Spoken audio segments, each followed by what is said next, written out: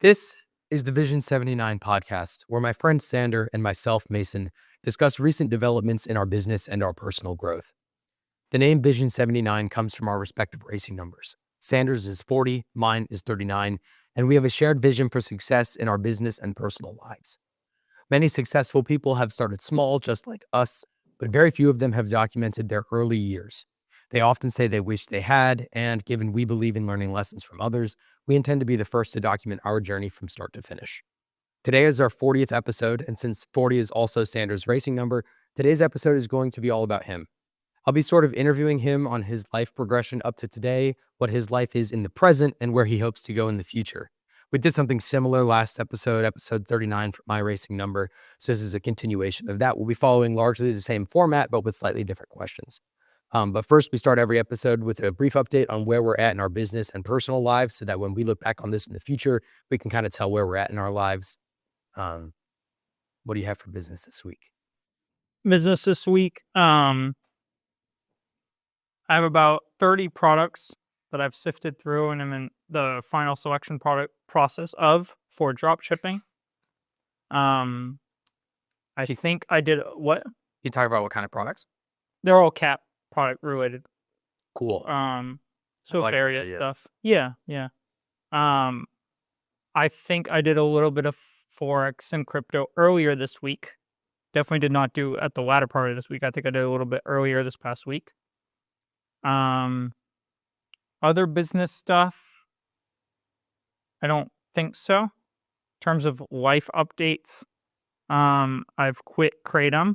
So my last drink was Friday. And so today's Sunday that we're recording. So it's been about 2 days and change. And then I will be quitting or mitigating nicotine down as well. I'm mitigating at the same time, but I'm not going completely cold turkey like I am with Kratom. Why? Why am I not doing it at the same time? Why quit? Why quitting either?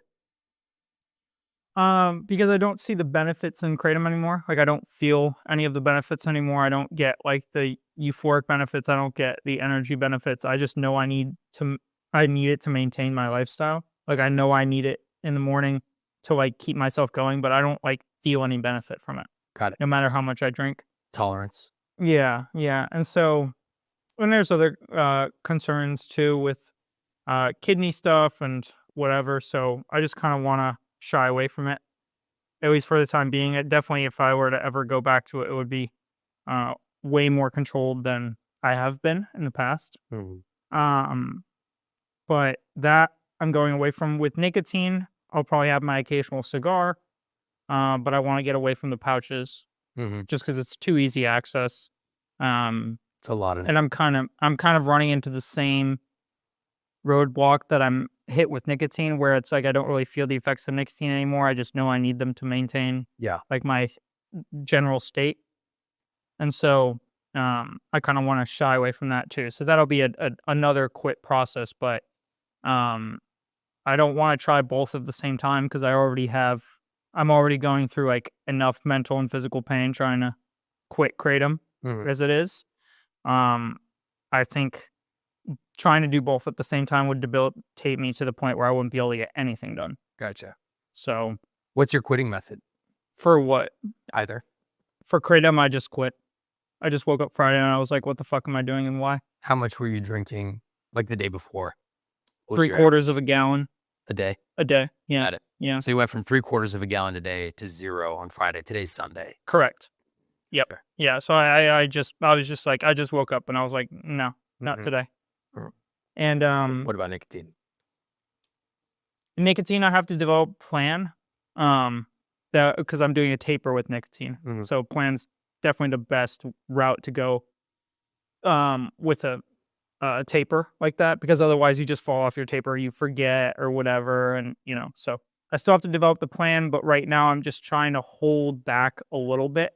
What's your current quantity per day?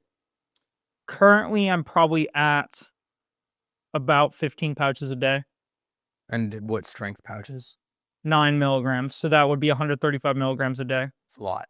Yeah, so that's what I'm at about right now. I'd like to get down to the point where I can do like 1 or 2 cigars a week or less, Yeah. just by choice. Like I want to, not that I feel like I need to. Well, and the cigar nicotine hits different than the pouch nicotine too. Yeah, it Because of does. how your body metabolizes. It does. Yeah, and it's way less convenient than the pouches are.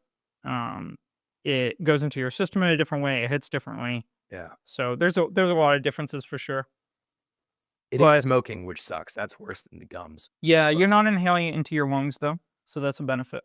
When you smoke cigars, you don't inhale it into your lungs. Gotcha. So with cigarettes, you do. Gotcha. So that's a difference there. I don't know. I just quit smoking for 40 years, and that's why I sound like this today. But yeah, cigars are different from that. You don't actually inhale it into your lungs. So cigar smokers don't have the same potential lung issues that cigarette smokers do. Good. Yeah. So that's probably if that was also a connected issue, I'd consider more quitting cigars as well. Yeah. But at that point, I'm just trying to tackle one at a time at this point with the kratom as it is. That's already tough. It's hard for me to get through my day. It's hard for me to wake up in the morning. I did not sleep well last night. I got up at 5:30 this morning. Yeah. So it's, that's already rough. I'm trying to do stuff like, get in cold water or, run, exercise, keep my mind occupied and stuff like that. But it is very challenging to get through my day. Gotcha. But I'm just trying to push through. It's getting a little bit better. So I'm just trying to wheeze that out. I'm hoping that within a week from when I started, so by this coming Friday, I don't expect myself to feel normal again, but I hope that I don't feel sick anymore. Like right now, I feel like sick. Like I have cold sweats. I have both my ears are popping in and out constantly. Like I have pressure in my ears. My sinuses are screwed up. I have immense brain fog. I'm super tired. I'm physically exhausted. Like I just feel like shit. So I'm hoping that stuff can primarily go away within the next week. And then after that Friday, all I have to deal with is like the lack of mental motivation, because I've heard that can last anywhere from a month to 2. Well, it's the dopamine dump, right? Right. Yeah. While you're consuming, and then when you stop consuming, your body's not producing as much anymore because you get so much from the substances. So it's like an LSD. Man, I was talking to someone over the weekend who said that he did 15 tabs of acid at once and went on like a super LSD trip. Whoa. And when he came out of it, it was like a 20-hour trip. And when he came out of it, he said he was depressed for like 3 months and like was like, what am I doing with my life? And I don't know. And like huge rut because your body just dumped so much dopamine over those 20 hours at the next 3 weeks. Well, the hard thing with kratom is that it acts on a lot of the same receptors that opioids do. Yeah. But the problem is that opioids target specific receptors in order to give you specific effects. With kratom, it doesn't target specific receptors. It just targets any. Yeah. Right. And so what happens is, another thing that I've been doing, I've neglected to mention this, but I've hardly eaten anything since Friday either. Clever. So I've been essentially fasted. But I think that has actually helped, honestly. Because I did eat a little bit. I ate like a third of a sandwich Saturday night. And I think I felt worse after that than I had otherwise. And so I've lost about somewhere between 5 and 6 pounds in the past few days, fasting. And then, oh man, what was I gonna say? I was the receptors. So with kratom, it doesn't target specific receptors; it just targets generic receptors. And so what happens is that your body starts to produce more and more of those receptors in order to latch onto more and more of that kratom. And as it produces more receptors, you want more kratom to fulfill those receptors. And so your tolerance becomes increased and increased. And then when you pull it away, you have a complete detox of that. And then your body's like, well, fuck, and so you have a complete lack of dopamine. And like, what's interesting is that I feel this too. And I've listened to a lot of people online talk about their experience, but like, there's no reward feeling when you get something done. Like that is also completely gone for me. Like I can go do something that I traditionally would have felt like, oh man, like I did a good job there, or like, oh man, I'm glad I did that, and then like that's gone. Like there is no reward factor to doing anything. It's just like I know I have to do it, and I'm going to do it. Yeah. Which I actually think is strengthening mentally in some ways. It's not a good feeling by any means. But I think I'll come out of it stronger than I would have otherwise. Um, with the receptors, what's tough too is that they all sit in your gut. A lot, not all, but a lot of the receptors that latch onto kratom and opioids and other stuff like that sit in your gut. And so you have this constant feeling of immense hunger that you can't get rid of no matter how much you eat. You could like double your calorie intake and maybe alleviate it a little bit, but that feeling, you just have to let those receptors kind of walk their way out over time. You mean that's you stop drinking kratom? Yeah, yeah. So right now, it was one of the things I forgot to mention is like I have a pit in my stomach, and like I could potentially alleviate it by eating, but fasting actually releases endorphins as well in a similar way that like cold plunges do, and exercise and stuff like that. And so what I'm trying to do is I'm trying to fast and be in cold environments and exercise to kind of boost my endorphins up while I go through this initial period of like a really hard kratom detox. And then I can bring that stuff back in or like, kind of mitigate, how much I'm fasting or I mitigate like, my running or cold plunge routine or whatever to the point where I'm like kind of back to a normal state to kind of like supplement my initial really hard period. Interesting. So I got some supplement recommendations from Joel. So I picked one of them up today at CVS and I ordered another one.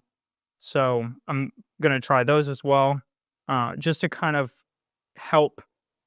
One of them I think helps block those receptors, and another one helps to produce dopamine to fill those receptors. So what I'm hoping to do is kind of block some of them out, but then maybe help fill a couple of the others. Because the problem is that I've had kratom for a strong period of time. My body doesn't know how to produce dopamine naturally. Mm-hmm. So I have to go through like a month or 2 long period where my body has to relearn how to do that stuff until I can feel normal again.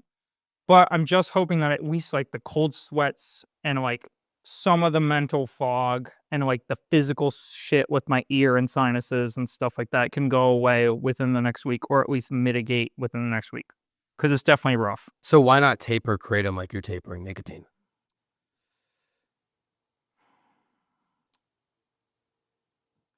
I don't have a good answer for that. My thinking to it was like really bad short-term pain for less drawn out, smaller pain. Mm-hmm. And with nicotine, I know that there was one point in time where I did taper off and I had good success with that. And so I want to apply that same principle to nicotine now. With kratom, I just want to like cut away from it. And I just want to like mentally prepare myself for like this period of really shit feeling and then just like be done. Gotcha. I don't know why it's different for me. It's interesting too. I think part of what helps me too is I've kept the kratom in my fridge as well. Mm. And so it's like a lot of people like with addiction issues and stuff like that will say like get rid of it from your house and like, throw it all out and whatever. And I get that. I think that can be a valuable resource for many. For me, it helps like when I open my fridge and I see it sitting there and I like ask myself, and it's like, am I gonna be a bitch today or am I gonna fucking push through it? And like that, just if I can get through my morning seeing it in my fridge and choosing to say no, then I feel as though I can get through my whole day and say no. And that really helps me. That practices the penny method from Alex Hormozy, which is when you think about someone being an honest person or a loyal, let's say loyal person, when it comes to like cheating in a relationship, right? You have two couples, one of which stay at home couple and they don't really go out and socialize a whole lot. Both couples have been dating for 10 years, right? One couple stays home all the time. The other one goes out all the time. They own a nightclub, so they're interacting with people all the time, right? Neither man has cheated on his girlfriend, right? But one is more loyal than the other because one is presented with more opportunities to cheat. So what does it say that the guy who lives at home with his girlfriend working, from their office at home is actually loyal? He may have just not gotten the chance. Maybe you put a 10 in front of him at the grocery store and he jumps, right? So I've always held this same philosophy. I've wanted to try hard drugs just once to prove that I can't get addicted to them or like I can control it, right? Because I mean, I took oxycodone for my wisdom teeth, and I was like, oh my God, I love that, right? But what I love more is that I haven't done them since then. I know how good it feels, and I can understand why people would get addicted to it, but I can prove to myself that I don't have that problem because I have the Yeah, discipline to I think not. that's part of the reason I would just like cold turkey quit kratom too. Was like I needed to prove to myself that I didn't need like a taper to get myself off of it. Like I just wanted to prove that I had the mental strength to just drop it, Yeah. even though it's harder initially. With nicotine, like as long as I can prove that to myself, I'll take the bitch way out and just taper off of the nicotine. Yeah. Because like I already know that I can do it, and if I can get back to work quicker and put a taper into my life to, you know, get off of that aspect of it, I've already proven to myself that I can quit cold turkey if I want to. And so once that's done, I don't mind using the taper benefits to get myself off of nicotine. Maybe that's Yeah. part of the reason too. Yeah. Well, so my point of that penny method was every morning that you go and look in the fridge and see the tea there, you put a penny on the scale, like not today, and you close the fridge door. But the Yeah. people that get rid of it entirely, they just aren't even giving themselves the option. And that's not even really Right. growth. That's just taking away the option, right? Right. Right. And I mean that's part of the reason why I'm still hanging out at kava bars. Yeah. It's like, all Your right, method is my preferred method. what? Your method is my preferred method. Oh, So leave the option there and then choose to not take the option every day. And that right. builds resolve. Yeah, yeah, yeah. And that's part of what I'm doing. It's good. And I think I think that will build me stronger than I would have been built otherwise. You know, I kind of equate it to like if you were an alcoholic and went through rehab and, you know, quit alcohol, if you were able to still hang out at a nightclub or bar and choose not to drink, like that says a lot. You know what I mean? Yep. So that's kind of what I equate it to. Yeah. Yeah, that's good. And nicotine, I think the nicotine withdrawals is like, I know that I have not heard of people being hospitalized for quitting kratom cold turkey, but I know of people who have been hospitalized for nicotine cold turkey. Really? Yes. Wow. Yes. Especially 135 milligrams a day is a lot through the gums.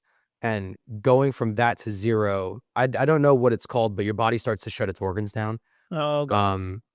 I don't know the science why, but a lot of people, if if they're a crazy cigarette smoker and they suddenly quit cold turkey, this was big when people were vaping a lot too with the nicotine. Um, if they quit cold turkey, most people aren't consuming enough for it to actually hospitalize them, but I don't know what the level is. Generally speaking, I would say. I mean, I think that the recommended daily dose is like 16 grams or something like, or Milligram. milligrams or something like that. Yeah. So, 8 times that, it's probably good to taper. Yeah, yeah, that's a fair point too. Yeah, I watched a bunch of videos of people who had quit on Friday. Mhm. Um, and one guy, he was probably doing slightly more kratom than I was. In terms of like milligram mitragynine Yeah. count, and he'd been doing it for longer, about 8 years instead of just over 5. Yeah. And he said that he had also been addicted to oxys at a point in his life. And he said he had a harder time quitting kratom than he had quitting oxys, Yeah. which was a pretty wild statement. How bad was his oxy problem? He didn't go into detail in the video I watched. Mhm. I'm not completely sure. Yeah. But it is like people talk about like there are, I want to say there are some people who can ditch kratom very easily. There are some people who can drop it and they have no issue. Um, and there are some people who cannot do that. And it's not just psychological effects because I actively try to push through my day. It is genuine physical effects on my body that I see in numerical values, like how much I sleep, or like, if I can fall asleep, or when I wake up, or, how much work I get done. Right. Like, there are numerical aspects that I can see. Okay, it's not just like I am convincing myself I feel shitty. Yeah. Right. And with a lot of the stuff I've watched, usually that tipping point for people in terms of like their ability to quit easily or not easily either happens once they start taking a large amount of extract or capsules Mhm. or after 4 or 5 years. And so either one, like if you have it for an extended period of time, you'll struggle with it. Or if you start doing the capsules of really high doses, even earlier on, you'll also have a really hard time. Right. So it just depends. For me, I've been doing it for 5-ish years. Right. So, and everybody's body's different. yeah. Right. So like you'll respond to withdrawals differently, but also to the stimulus that in the first place, because my body reacts to it differently than yours. So like the nicotine, I don't really like it, so I don't do it a whole lot. It's not addictive to me because I don't enjoy how it feels.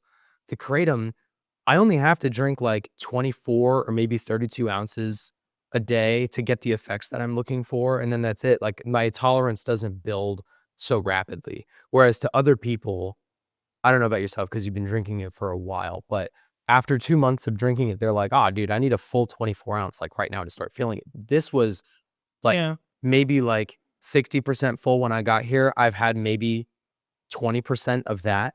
So I've had maybe like a fifth of this bottle so far. And I feel exactly where I want to be to record. And it's because my body doesn't build the tolerance as fast. Yeah. I mean, I would, to be honest, I was very similar. I mean, for my first year and a half, I went once a week or once every other week. Right. And then after that, I started going maybe 2 or 3 times a week, and I just have one tea, and I'd feel great. Yeah. And then I would go, after that, maybe on around year 3, I would start going once a day, and I would get 1, maybe 2 teas. So maybe like 24 to 36 ounces total. Yeah. And then by year 4, I was having probably about half, maybe a little bit more of a gallon a day. So 64 ounces plus. So ramped up from there. Right. And then I got to the point, like 4.5, 5 years, that I was at 3/4 of a gallon, which is around 90 ounces a day plus.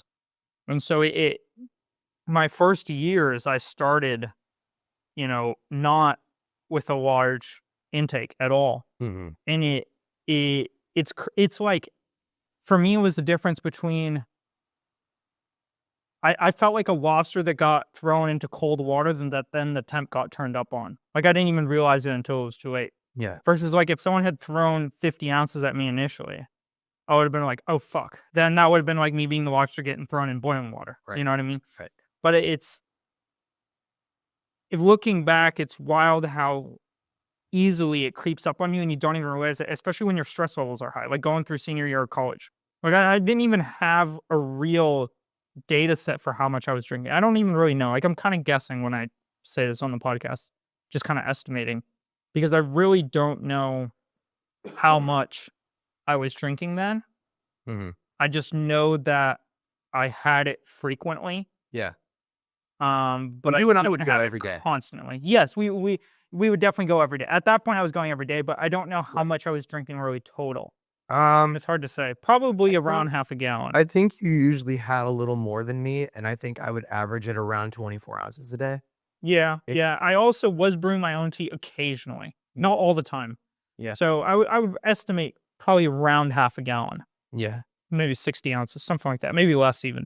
And a lot of that was sutra tea too, which is like the Pauhana tea. The ounces of Pauhana tea is stronger than the ounces of sutra tea, in my opinion.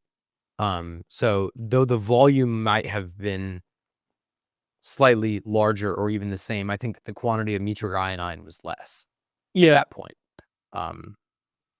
Yeah, I would agree. Yeah. Yeah, but I mean, like, I got to the point where the Pauhana teas didn't hit me at all. Right. No, I could have a 24 ounce of that and drink it within 30 minutes. I wouldn't feel a thing. Yeah.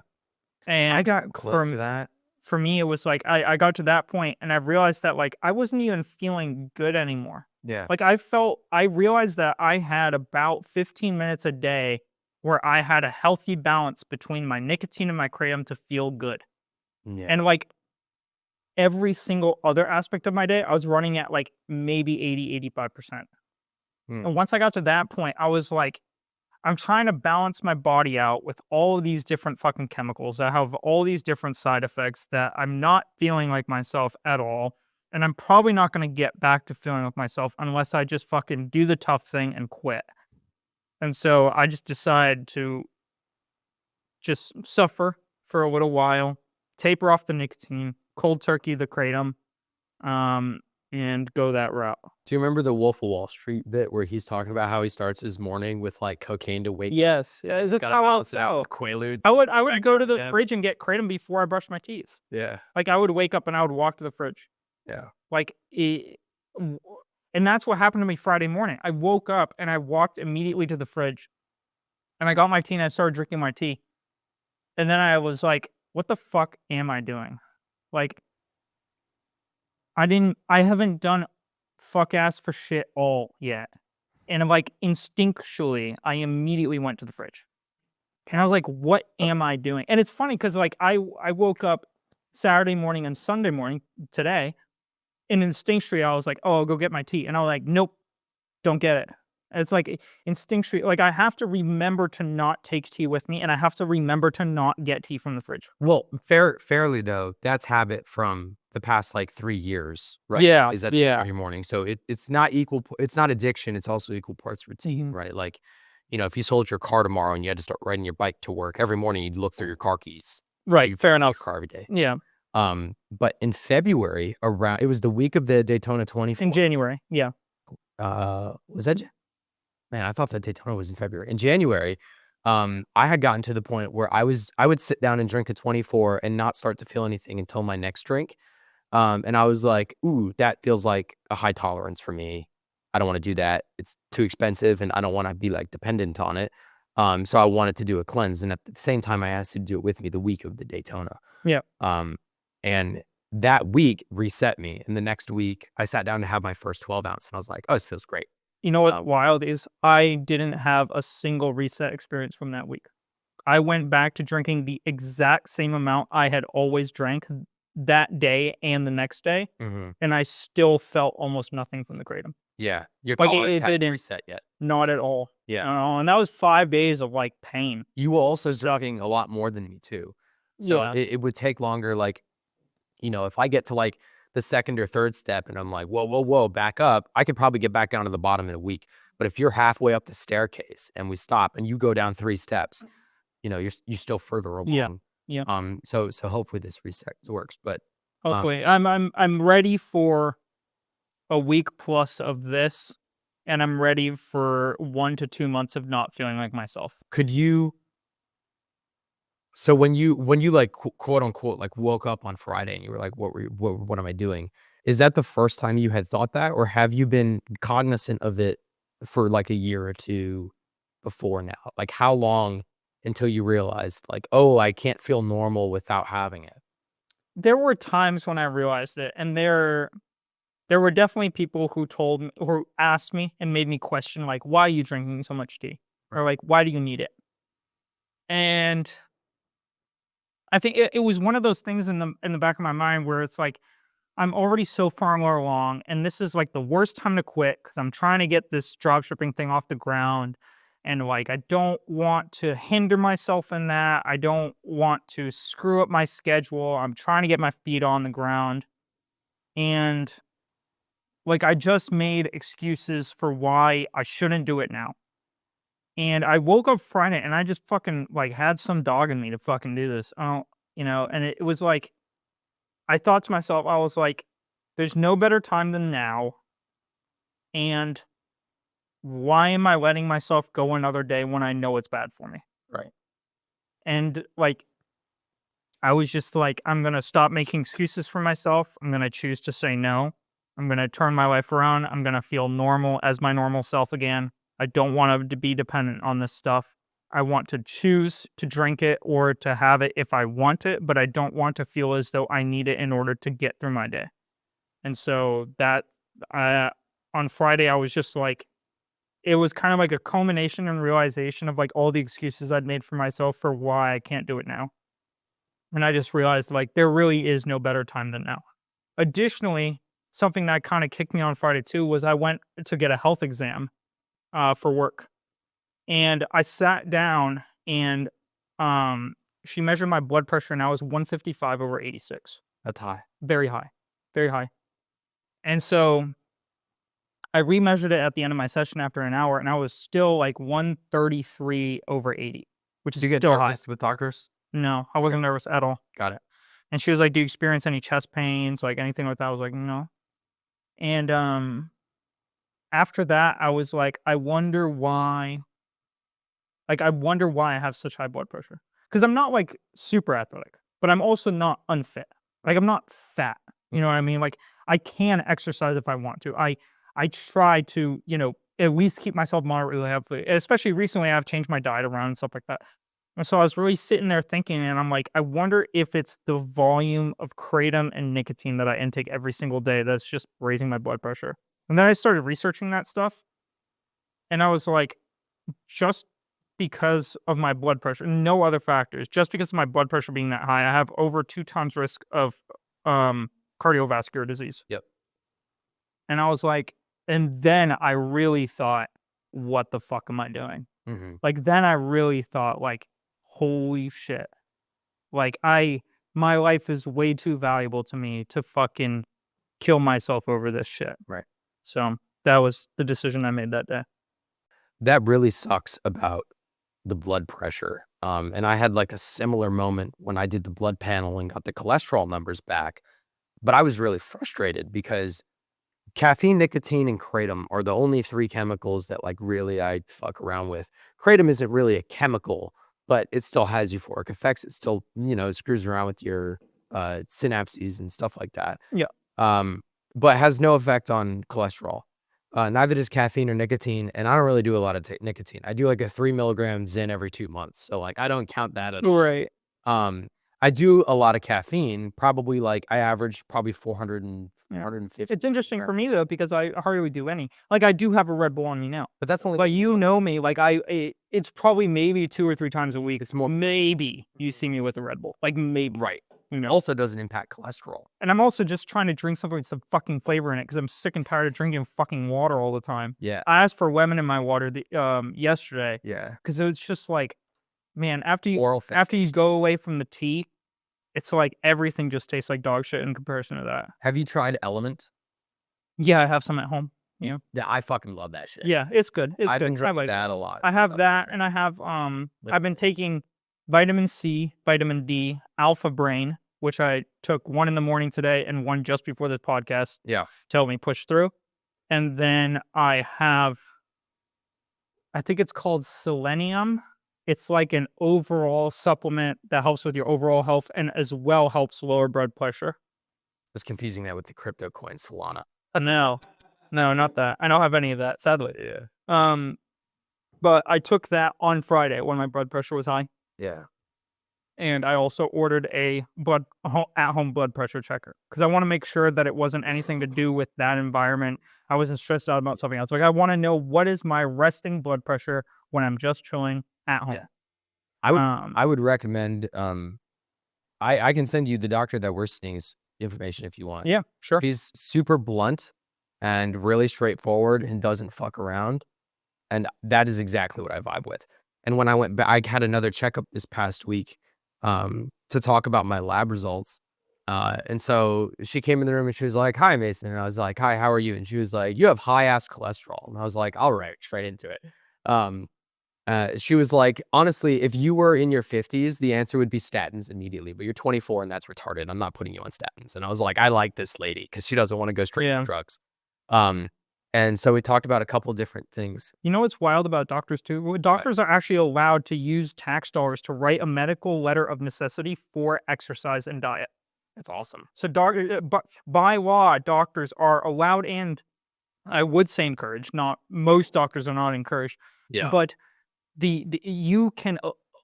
doctors can funnel tax dollars to pay for your gym membership if you are overweight to get you in the gym, and you can get a letter of medical necessity to go to the gym. Wonder if I can. Which is fucking. It's wild that we don't do that more. So I wonder if I can ask her to pay for my Crunch membership. That'd be sick. Cool. That'd be dope. But I would get a membership with the fucking massage bed and shit. I was super pissed off because generally speaking, I've always had like a pretty good gauge of where my body is at day to day.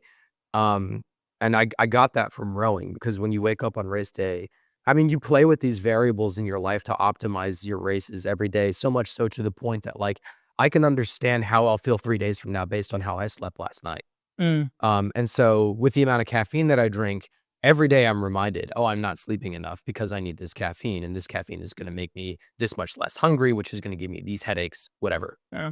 But What sucks for me is the caffeine doesn't even wake me up, honestly. Like yeah, I honestly just want something that tastes different than fucking water. Like I thought about getting a juice, but I didn't have any juice at home, so I was like, I'll take a Red Bull. do you take creatine? No, Try mixing in creatine and element into just a 24-ounce thing of water and I drink don't have any it. at Wake home. up. Do you have some I Any could what? borrow? Any what? Creatine. I mean, I've got a thing of it. I could give you some, but I mean, you can get So it at like the a store. couple days supply, Yeah, and then I sure. can grab some. Okay, Sure. cool. But creatine is a fuck. What is it? Helps like hydrate your cells and shit, right? Yeah, it's used largely for muscle recovery. But I think it's an adenosine blocker. That So sounds right. when you wake up in the morning, your body doesn't have any adenosine, and it starts to produce it, and adenosine is what makes you tired. And I think that creatine is an adenosine blocker, which keeps you awake for longer. So if you drink creatine first thing in the morning, you won't get sleepy right away again. Like Interesting. it helps you stay awake once you wake up. Huh. Or maybe it has something with decreasing cortisol, because cortisol is a similar thing. I can't fucking remember. It's supposed to help you wake up in the morning, and it helps me. But I was frustrated about my cholesterol because I know that I'm healthy. And I went back, and for the checkup for the lab results, the assistant came in and took my blood pressure, and she was like, "Holy shit." And I was like, "What?" And she was like, "It's like perfect." I don't know what the numbers are. It was like 110/75 or something like that. She was happy with it, whatever it was. She was like, "This is perfect." And I was like, "Awesome." And she was like, "Do you know why you're in here?" And I was like, "Yeah, I have terrible blood." And she was like, "Yeah, but great blood pressure." And I was like, "Okay, I know that because I feel I feel out of shape because, I grew up an athlete, but if I feel out of shape, it means I'm still probably in average shape. I know that my resting heart rate is 10 beats lower than the average, which means I'm healthy. But something's wrong with my cholesterol and I don't feel that. And that's upsetting to me because I feel everything else. And I know that I feel everything else. And this was proven because a few nights ago, I got sick and I pushed too hard that day. And I knew I was pushing too hard because I started to get dizzy like I did that day that we were baking because I had a fever. Oh yeah. And I was like, fuck, I have a fever coming on. And I know that's because I have a sickness right now. It's a cold. Not right now, but like this was like Monday or Tuesday. I have a sickness right now. I'm pushing too hard. So my body's increasing its internal temperature to try to cook this sickness out because it doesn't have the energy to do it on its own anymore. So I took a really fucking hot shower to kick up my body temperature into a full fever and then get under a bunch of covers to cook it out because I'm not giving my body the energy that it needs to actually do it itself. So I'm going to help it out. So I got under the covers and Grace was like, I'm really worried about you because you're super hot right now. Usually she's the hot one, like under the covers. And I was like, I'm not. I have a 1.5-degree fever. And she was like, we don't have a thermometer. Like, how do you know that? And I was like, I can tell. So she got the meat thermometer, which we use to check the Oh, yeah. temperature of the chicken and stuff. I run at 98.6, day in, day out, exactly what it should be. And she checked my temperature and it was 100.1, which is a 1.5-degree fever. And she was like, wow, how did you guess that? And I was like, I know, I can tell. And it's going to go up because now I'm under the covers and the heat that I'm generating is trapped in the covers. So check it again in 30 minutes. And so 30 minutes later, she came by and she was like, do you want to tell me how hot you are? And she put the thermometer in my mouth. And I said, yeah, I've gone up a half a degree. I'm at 100.6 right now. But since I'm under the covers, it's probably going to read a little bit higher than that. So I'm going to guess 100.8. It was 100.8 on the dot. Wow. So if I can tell what my fucking body temperature is down to a decimal point, how can I not tell that my cholesterol is off? And that was really fucking aggravating for me. But getting the blood panel done and showing me where all of my different levels are at was really enlightening. I think I have a would blood encourage panel it. coming because they took my blood. So I assume that they'll give you something similar. Yep. Same thing. Yeah. So Hopefully. Quest yeah, Diagnostics I'm gives just you trying to like, the panel. I'm just worried about it because I don't want to fucking die. Like, You're not gonna die. I just feel like I don't want to get to a point where I cannot go back on the damage that I have done. Mm, Right. right. And so I'm actively trying to exercise, to quit the shit that I think is contributing to my overall negative health, to eat cleaner, to exercise more, to take the cold baths and cold plunges, to do that shit because I've really like I don't think I have the motivation or discipline to do it, but I have the fire to make it happen because I'm pissed off enough to want it. Yeah. You know? And so it's like I don't want to be sitting at the end of my life on my deathbed thinking I could have had another 5 years, but I decided to bitch out in my 20s. Right. You know, that's not the person I want to be. Now you're 28 on your deathbed. No good. No, hopefully not. No, at this age, Right. with that blood pressure, if you had that blood pressure in your 50s, 20 pounds overweight, it'd be an issue. If my dad had that blood pressure, which he did last year, now he's on blood pressure med. Got it. But my dad does not sleep well, he does not eat well, and he does not exercise. And you eat fine, I think. I've gotten much better. Yeah. I've gotten much better. Yeah. You sleep well enough. I've eaten great over the past 2 days. No, not at all. That's the opposite of that. Decreasing the chemicals in your body will help you sleep better, and then more exercise. I mean, sleep and exercise is the answer to everything. Right. Right. And getting rid of it. And I'm trying to implement all three. Well, I disagree with a lot of the stuff that Huberman has to say, but one of the things that he does have really solid evidence for is a little bit of nicotine helping the synapse fires in your neural networks. I agree. Yeah. The problem is I'm at the point of nicotine where I no longer get that benefit. Exactly. Right? Because so you're I want to go all the way down to where I'm leveled out. Yep. And then I can actively choose to take it if I want to. Yep. Right. I'm not at that point right now. No. So I'm not as hard up about quitting nicotine entirely as I am about quitting kratom entirely. Kratom, I might just quit entirely for the rest of my life. Maybe. Yeah. I'm quitting everything. With nicotine, I think I do. There are many points in time where I've had it in extreme moderation, where I have seen a psychological and neurological benefit to it. And that I appreciate. The problem is right now I don't have that. Yeah. I'm just popping these pouches constantly to try and feel fucking normal. Yep. Like right now, I put a pouch in probably an hour ago at this point. Mm-hmm.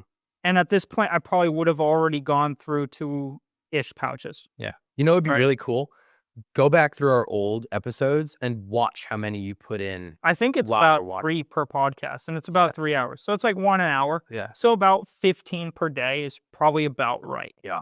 Yeah, maybe a little more than that. Sure. But it's like what I'm trying to do right now actively is I don't put another one in until I have like a really solid headache.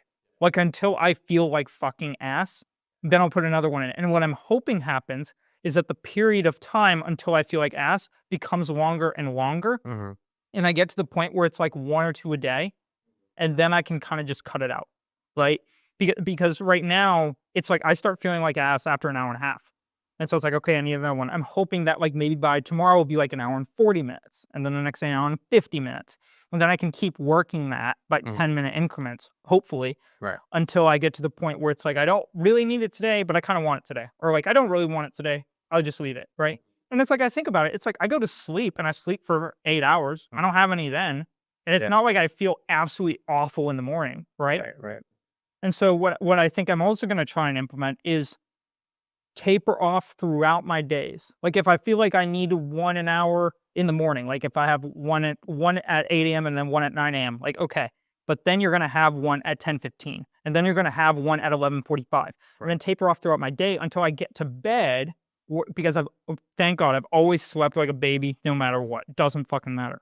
So I can taper off until I go to bed and then use the 8 hours of my sleep period to kind of get through that like initial super shitty withdrawal period. Right. And then wake up the next morning and maybe I don't have to take it at 8 a.m. the next day. Maybe I can take it at 9. Right. Right. And then continue to push that. So that's what I'm trying to do with nicotine, just to taper. Because I think that dealing with the amount of kratom withdrawals I have right now on top of just like cold turkey quit nicotine. Yeah. I think I could get through it. But I think it would inhibit me so much through my daily actions that I would be really kicking myself for how much like potential I wasted just by like laying around and watching TV. Yeah. You know, just through the nicotine withdrawals, just remember to eat. Because with high blood pressure, low blood sugar, plus withdrawal symptoms is like a magic concoction for like horrific migraines and stroke. Yeah. I haven't been eating much at all, but I have been drinking stuff with sugar in it. That's so like I drink like a horchata, like a kava matcha, or this has plenty. So stuff like that. It's not that I'm completely only consuming water. Okay. The reason I'm doing the fast is because of the endorphins, partially.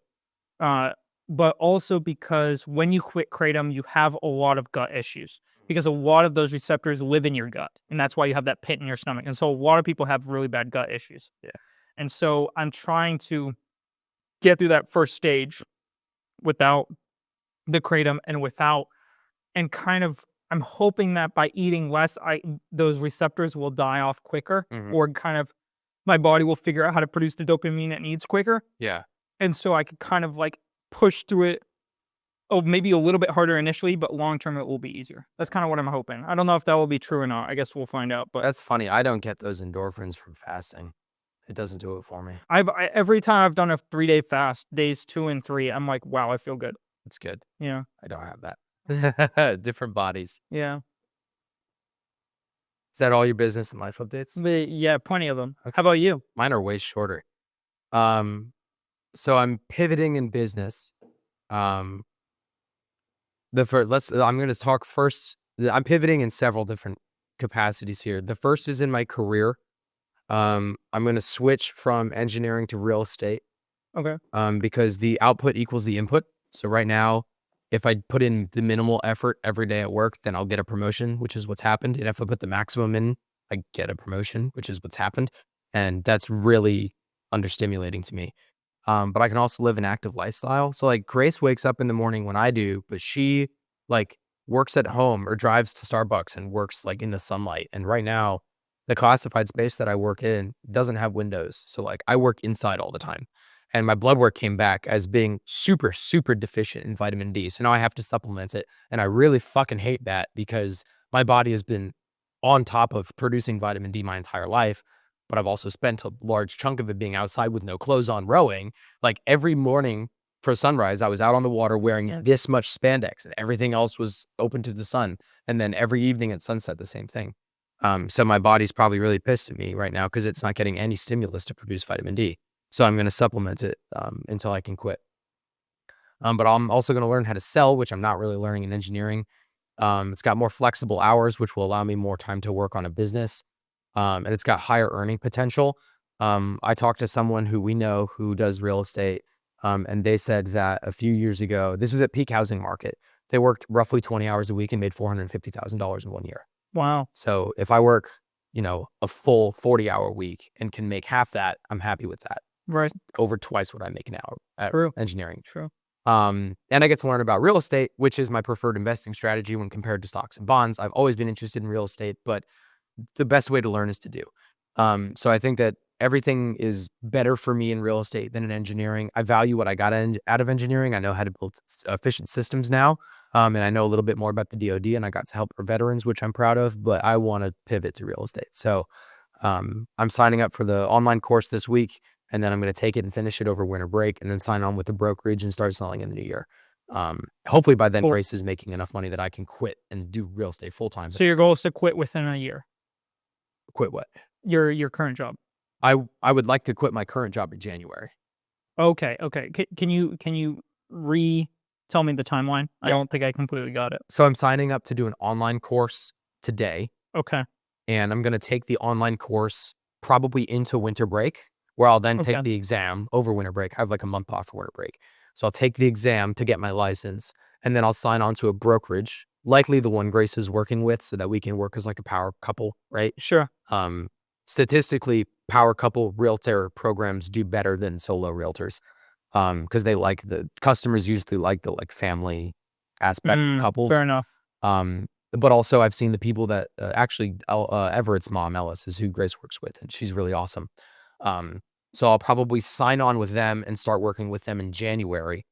And ideally, by then, Grace is making enough money to pay rent, or I have enough saved up for like 3 months of rent to just quit the engineering job and do real estate full time. Cool. And if not, then I'll probably roll on real estate and roll off work and quit in February or March if I have to transition. If I have the money saved up, then I'll quit in January. But if not, then I'll roll off. Sweet. And then for business, I'm going to pivot the business that we had done a ton of research for and laid everything out to instead move into consulting. So other people who want to do that business but don't recognize the types of hurdles that they'll have to jump through, I can be a consultant for them. So I can still leverage the knowledge that we gained through researching our business.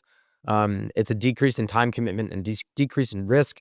And there's a potential for higher efficiency because if you share your information once and then get residuals from then on, it doesn't take constant input. And then I have 2 other business ideas that I'm sitting on. One actually has to do with the engineering job, that I would like to try out. That's a tough ask. So as I get into that and get more information on it, I'll share it on the podcast. Cool.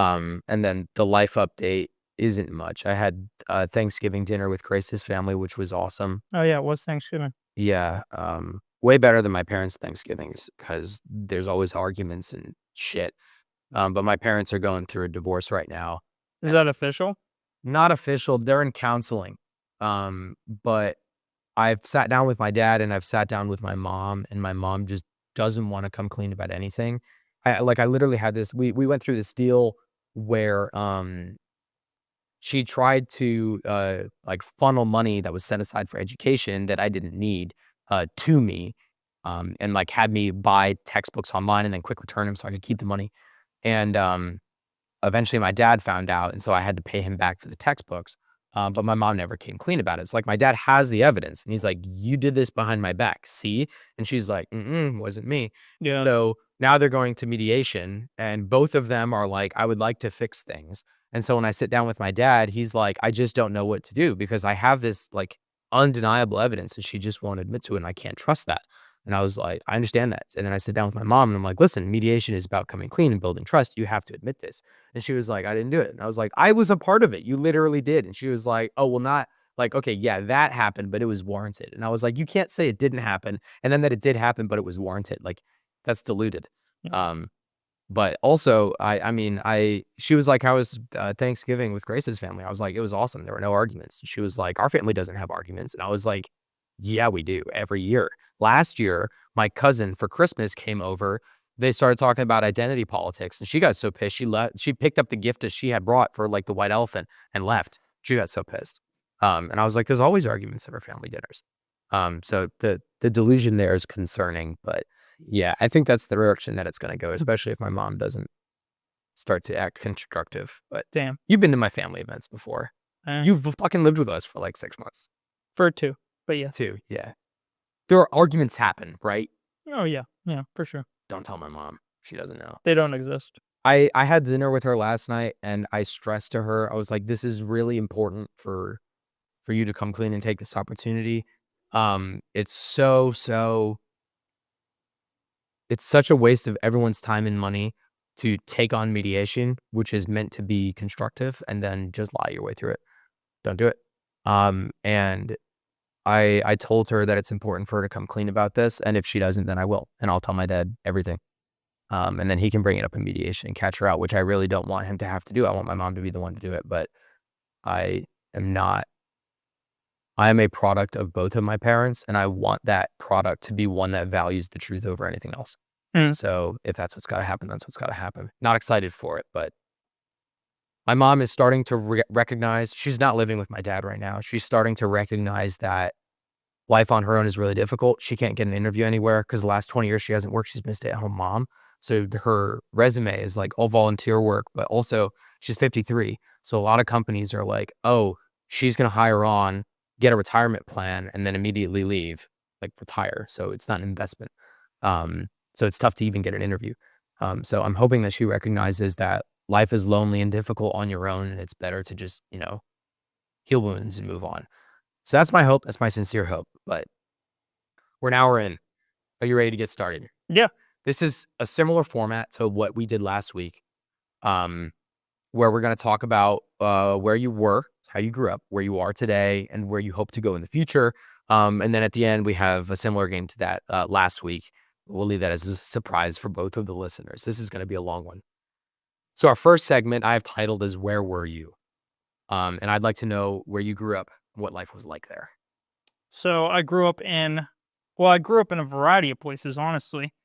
My dad lived in Brookline, Massachusetts, almost that entire time. Besides, during my high school years, he moved to Roslindale, Massachusetts. My mom and Baba lived in Brookline initially. Then I moved to Watertown. Then I moved back to Brookline. Then I moved to Lincoln. Then I moved back to Brookline. Then I moved to a different place in Brookline. Then I moved back to Lincoln. Then I moved back to Brookline. And I did that a few more times, I think. But essentially, I grew up in Massachusetts. I always went to the Brookline public school system. I went to Lincoln School, K through 8, and then I went to Brookline High School for my high school years. And, I obviously dealt with general split parent household shit. I think I was a pretty good kid overall. I stayed out of trouble for the most part. I was motivated in school. I got good grades. I heard you got got a along little shit in school. sometimes. Some grades I was. You told me that you were called to the principal's office 34 times. Yeah, 1 year that did happen. 1 year. Okay. Yeah, I had a bad streak. That was third. No, it's fifth grade. Fifth grade. So pretty young. Yeah, fifth grade. I had a bad streak. I got bullied pretty hard, and my teacher didn't like me, and so she sent me to the principal's office all the time. And then I would try to retaliate on the kids, and then I would get sent. Shit like that. Kids would beat me up for money. What were you bullied for? Like my clothes. I used to wear jeans and a t-shirt all the time, no matter what, even if it was hot outside. I just like jeans and a t-shirt. Yeah. And apparently jeans weren't cool, so got bullied for jeans. I bullied those kids because it's okay. It's Florida, so it's 85 degrees outside. Okay, So different in Massachusetts. Yeah. But also, those kids were always like greasy and smelly and weird, which I'm sure you weren't. I was not. I was always clean. No, but I like the jeans and t-shirt. I still tuck in my t-shirt when I wear jeans with a belt, because it's like an 80s look, and I like that. Yeah. I started doing that maybe a year ago. Got it. Yeah. Yeah, I used to not tuck in my shirt at all, and then I started about a year ago, and I've just done that since. But yeah, I would get bullied for my clothing, my hair. I would get. Did you have a receding hairline in 3rd grade? Yeah, pretty much. Just random shit like that. Just stuff like that. I got into a fight with some kid one time at the gym. I got into another fight with a kid at the playground. Just like random shit like that. Like I was never really unpopular. I was always on like the more popular end of the spectrum, but there was just like a select group of kids that always would pick on me. Was there a lot of bullying in your school, or were you an exception? There was medium to small amount. Got it. It wasn't a lot. It was like nitpicky here and there. Gotcha. But I think I got the brunt of the worst end of it for sure. Like I would get tacks thrown at me during class. Wow. I'd have kids walk by me and push tacks into my neck. Wow. I'd have kids push me into a corner and beat me up for money in my jacket that my mom had given me for lunch. Wow. Yeah. So yeah, I had $80 ripped off of me in 5th grade. Wow. Yeah, That's a lot of money. Yeah, a lot of money for a 5th grader. Shit like that. It's interesting because I think that I don't think I would take back that experience. Like, I don't think I would go back and say, no, I don't want to go through that. Because I think that roughness and then my parents arguing and, the challenges I faced at home and a culmination of those things on any given day without notice has kind of built me into someone who can really understand where people come from and like really understand and like read people better than I would have been able to read otherwise. And so there are many times where I will read into someone or like see that something's wrong, but I choose not to ask because I understand that it's weird at a certain point to like continue to press or like continue to ask or push. And my mom would do that. And like my mom was I'm glad that she did because it helped me get a lot of stuff out that I probably wouldn't have gotten out otherwise. Yep. But at the same time, there were points in time where I wish I could have gone it through myself too. Like I wish that like I had just been left alone for a little bit longer before I got pushed. So I try to implement kind of that psychology. I probably choose not to say anything more times than I choose to say something, especially within the past year or two. Um, but I'm that experience has really helped me psychologically look at people and the decisions they make. I think it's helped with like my empathy level overall. Um, and I think it's made me more strong-willed overall too. Like I don't think I would have had the opportunity to grow into the person I am today without having to overcome the shit from the past. And I'm still growing from that, and I'm by no means perfect, but I think I am leaps and bounds better than I was. So for that, I am thankful of. And I know that kind of gets into a touchy subject because people are like, "Oh, well, like, are you endorsing bullying?" And I'm like, "Well, kind of." I endorse But bullying. I think that there are benefits to it. I think that's hard for people to hear because people think of like, the kid committing suicide because of bullying. And it's like, I get that, right? It's fucked up, but it's really fucked up actually. I think there are more strong people who come out of bullying than there are weak people who choose to kill themselves. And I think that's really fucked up. And I think that's a super screwed up reality that we live in. But I think that if we were to eliminate all bullying and all hardship, we would have so many weak people that everyone would suffer immensely. I think bullying with a strong support structure is ideal. Yes, exactly. I think that part of the reason that we have, like, part of my answer to like the question of like, oh, well, do you think it's good when kids kill themselves because of bullying? I'm like, no, of course not. I don't want anyone to kill themselves. But I think the solution to that is strong family structure. And I think that's something that we've recently lacked. And I think that's put a big hindrance on not just like the psychological, maturity of students and kids, but also the ability to push through life in general. I think a breakdown of the family has resulted in a lot of really negative outcomes and consequences, including the depression and suicide rates that we see today.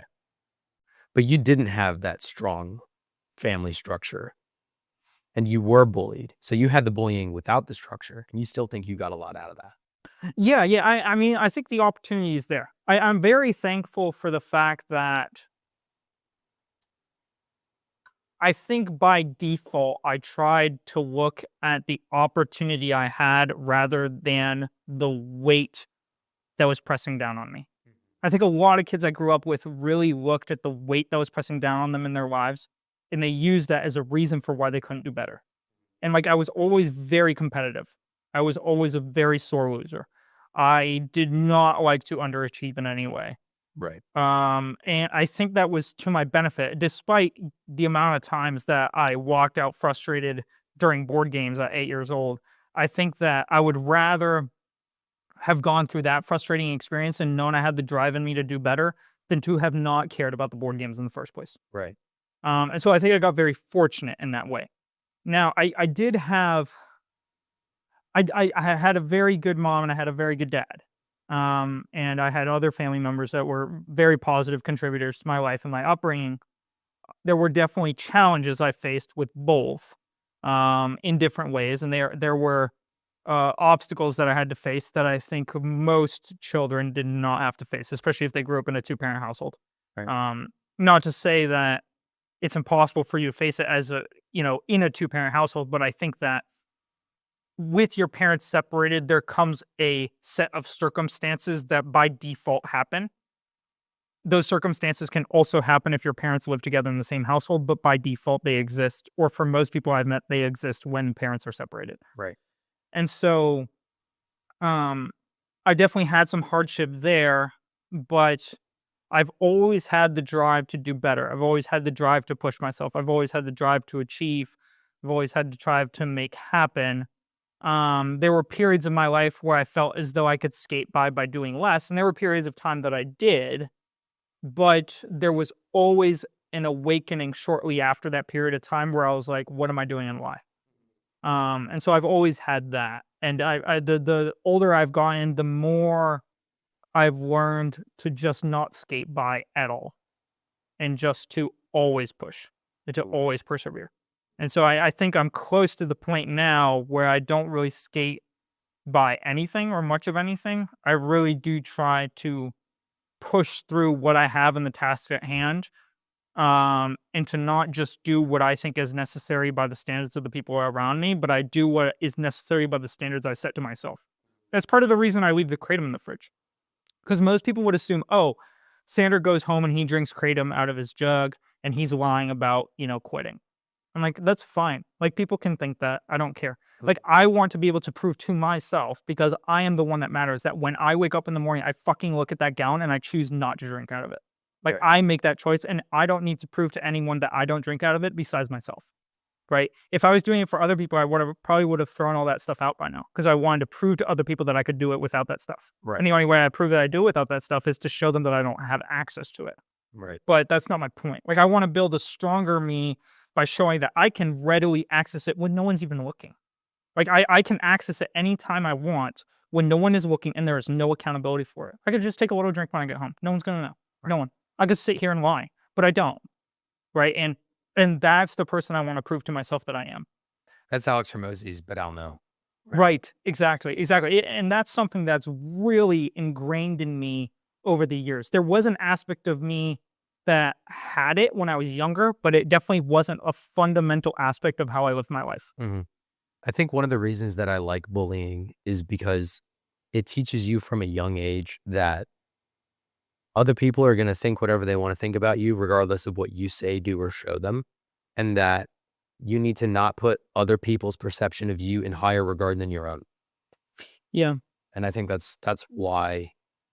I mean, I think that you and I probably get along better, given the fact that you were bullied and have that sense of self and humbleness, as opposed to someone who grew up never having a bad word said to them. A lot of Right. people grow up entitled that way.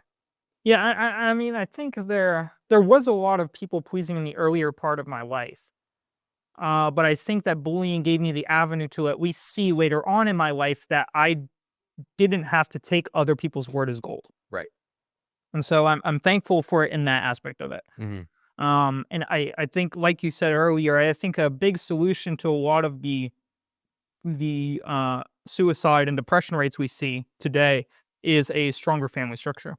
It's a lot of the solution that we see. Where was your career heading as you were growing up? Where were your parents hoping you would go? Where were they pushing you to go? And how did that compare to where you wanted to go? My dad, I don't recall pushing me in any direction at all. Like, I don't even think he really cared if I went to college. Mm-hmm. My mom didn't really care either and didn't really push me in any direction.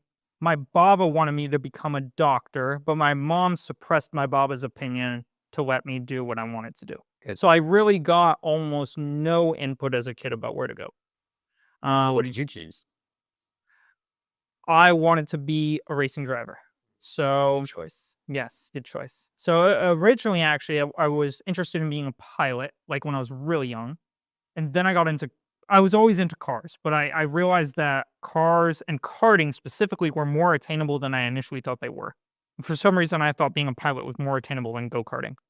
I don't know. Well, there was structure behind that. So There's structure behind that, right? If you can see better and do better on this test, then the military will put you in a pilot seat. But with karting, it's like you've got to figure all that out on your own. yeah, So in a way, fair. there's a clearer path, though there's more competition. But in karting, you got to like cut through the bush. That's a fair point. Yeah. So, I wanted to be a race car driver. And so that's how I pursued the latter part of my middle school years, as well as through high school and some into college. Um, and so that's what I really wanted to do. I had expressed interest in trading during high school junior year. So I had expressed some interest in trading. I had expressed some interest in online business models. Where did that interest come from? Is Honestly, I think from race car driving. it's interesting, but it's interesting you say that because it does have some similar aspects to it. There is an aspect of strategic adrenaline control that is also present in karting. So in karting, one thing that kind of set me apart from a lot of the people I worked with was a lot of the people I raced against had this adrenaline pump that they didn't have a good grasp on. And so they would get on the track and utilize it, but utilize it carelessly. And so that's where I would capitalize. Mm-hmm. And so what I learned to do was to really control and to be patient in my attacks and to be strategic. And trading is a very similar mental game in a lot of ways. You have to be strategic. You have to be patient. You can't get caught up in the emotions of the situation. If you lose, you lose. If you win, you win. Right. And so I like that aspect of trading. I think funny enough, the first person who had any sort of influence on me in the online sphere was Ty Lopez with the Lamborghini garage video with the books on the wall. Do you remember that video when you were younger? Ty Lopez did this advertisement to me, but and he had a bunch of books on the wall and he had a black Lamborghini Gallardo in the garage. And he talked about his online business and blah, blah, blah, and whatever. And he's actually mostly a fraud. Right. But the point was, I realized it wasn't that, I didn't look at that situation and go, oh, Ty Lopez is a fraud, so it's impossible. I looked at that situation and I went, even if Ty Lopez is a fraud, hold on, there's a lot of people who aren't frauds that I have seen who live that life. And so then I was like, oh, there's a lot more to this. And that was probably when I was maybe 12, something like that.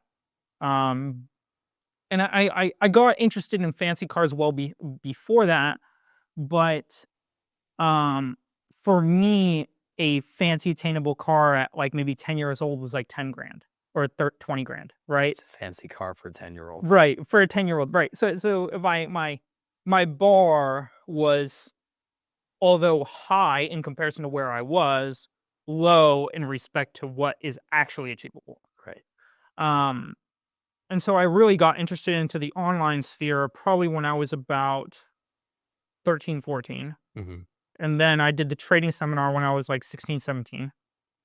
And then I think that as I grew, even today, as I still grow, I realized that in some ways, I realized that the amount of money that I make will not result in the betterment of my happiness. Because I've already achieved, like Alex Ramosi says and Chris Williamson, I've already achieved goals that I said would make me happy. A long time ago, I said, oh man, if I had a second car, I'd be happy. Or if I had a garage, I'd be happy. Or if I had a higher paying job, I'd be happy. Right? And I've achieved all those things and more. And so it's I don't see the money as a vehicle to my happiness. I see the pursuit of business and entrepreneurship as a useful vehicle to better myself as a person and to grow who I can possibly be as an individual. And that I see advantageous to my overall development as a man. And so that's what I like about it. And yes, I happen to enjoy something that makes me money, business, right? Right. And there's a lot of people who don't. And, to that, I would argue that you can make money in anything, but I understand that some avenues are harder and some avenues are easier. For example, if, you want to get into drop shipping, that would be arguably easier than if you wanted to be a painter, right? And so I get that. But I like business and I like entrepreneurship because it grows me as an individual and I love the process. I do love the things that come with it. I do like fancy cars. I like being financially stable. Those are all nice things. Right. But I think at a fundamental level, even if I was dirt poor, I would still be pursuing business because I would see it as a vehicle to better who I am as a person. I've given a lot of thought to the "you've already achieved goals that you said would make you happy" Yeah. quote, because it doesn't quite align to how I feel, because I'm certainly happier today than I was 5 years ago. I'm not satiated. I'm not fully satisfied, but I would say I'm happy. I don't want to kill myself. I don't think that my life is bad. There are things that I'd like to do more of, but I'm not unhappy. So I think that a great modification to their statement is you've already accomplished goals you said would make you happier, because I'm certain you're happier with 2 cars than you are with 1. And I'm certain that you're happier with 1 car than you are with a bicycle. But I'm also certain that you would be happier if you had a third car, and that car is a Ferrari, and it's parked in a mansion on the beach, right? Right. So it's kind of like, how happy do you want to be? And what's interesting about that is we know a guy who is kind of plateaued, and he has more than we do, but he's unhappy. I would say he's probably less happy than we are, right? Yeah. And I think it's because he's not moving forward anymore. So he has the things that said would make him happier, and he's happier, but he's stopped the train from rolling. So he's not getting any happier. He's stuck at his current level of happy. And I think that is what really kicks people. Because I think anybody can sit down and say, I'm happy with where I'm at. And I think equally anybody can say, I would be happier if I had XYZ. Right. I don't think happy is binary. I think it's a spectrum. Well, I think you raise a good point, because I think the happiest I've been in my life is when I've seen the train moving forward. Right. You know, um, and I like your point about that quote as well, because there are times where I like hop in the Beamer, and like there is an aspect of luxury to that car that I really enjoy, Right. and it does put a smile on my face in a different way than the Miata does. Right. Right. And so like that does make me happy. Mm-hmm. Right. And that does put a smile on my face, and I do enjoy that. Um at the same time though, I'm glad that I see the value in just moving the train forward, because if I only saw the value in the attainable things, I don't think I would ever be able to genuinely reach happiness. I agree. And I think that's a good message to convey. Yeah. Because I think in part it is silly to say that those things provide no happiness. Exactly. Right. Because obviously I would rather live in a house than I would under a bridge. Right. But at the same time, it's important to recognize that those things do not produce the happiness that you want to see in full, Mm. right? They do help you potentially feel happy, Right. but they do not produce the happiness inside of you in the same way that achieving goals and being a meaningful person in your life makes you feel happy inside I agree. and builds your happiness. I agree. Did you ever hesitate once you found the day trading? Did you ever pause and think, well, maybe I want to go a different direction, or maybe I want to do something else? Mm, yes and no. Um, I say yes because ultimately I didn't go that direction immediately. I say no because I never intended to put it on the back burner forever. Hmm. So I said, okay, I'm coming into college. I'm fucking busy with a bunch of shit. When I graduate, I'll get back into it. And so I actively put it on a back burner that I maintained in the pursuit of restarting it after college. I go to college if you could day trade right out of high school. Because I like engineering. I think engineering is valuable. I think it gives you a valuable mindset. I wanted to learn and understand how machines and mechanisms work. I wanted to understand how to use different engineering tools. I wanted to, and ultimately, like I still have the race car driver dream, and I think I will be a better race car driver if I concretely understand what is happening under the hood. Hmm. But also behind the scenes with the laptop in terms of the analysis. Right. And so I think that that engineering mindset is valuable, Mm. right? I don't think college is valuable in general. If you're going for a social sciences degree, let's say, in, you know, art from the 15th century, whatever, like you'll probably get something out of that. You'll probably know more about 15th century art than I will. Right. And like the point I'm making is like I don't see the tangible advantage that you have because you know what paintings Leonardo da Vinci made and I don't. Like, I don't see the advantage, but I do see the advantage of me understanding what the back end of a business or a system looks like so that I can better communicate with people about that system. Right. That I understand the advantage of. Right. Right. And so I think that college can be valuable, but I don't think that it is a necessity for everyone. I went by choice. My parents did not make me. In fact, my parents My Baba encouraged me to. My mom was indifferent, and my dad thought it was financially strenuous. So I had a whole mix. Yeah. I chose to ultimately because I thought it would be valuable to my education and the betterment of who I am as a person. Mm-hmm. So that's the reason I went. I think that's a good reason. Yeah. I think that's actually, funny enough, the same reason that people go to study 15th century art.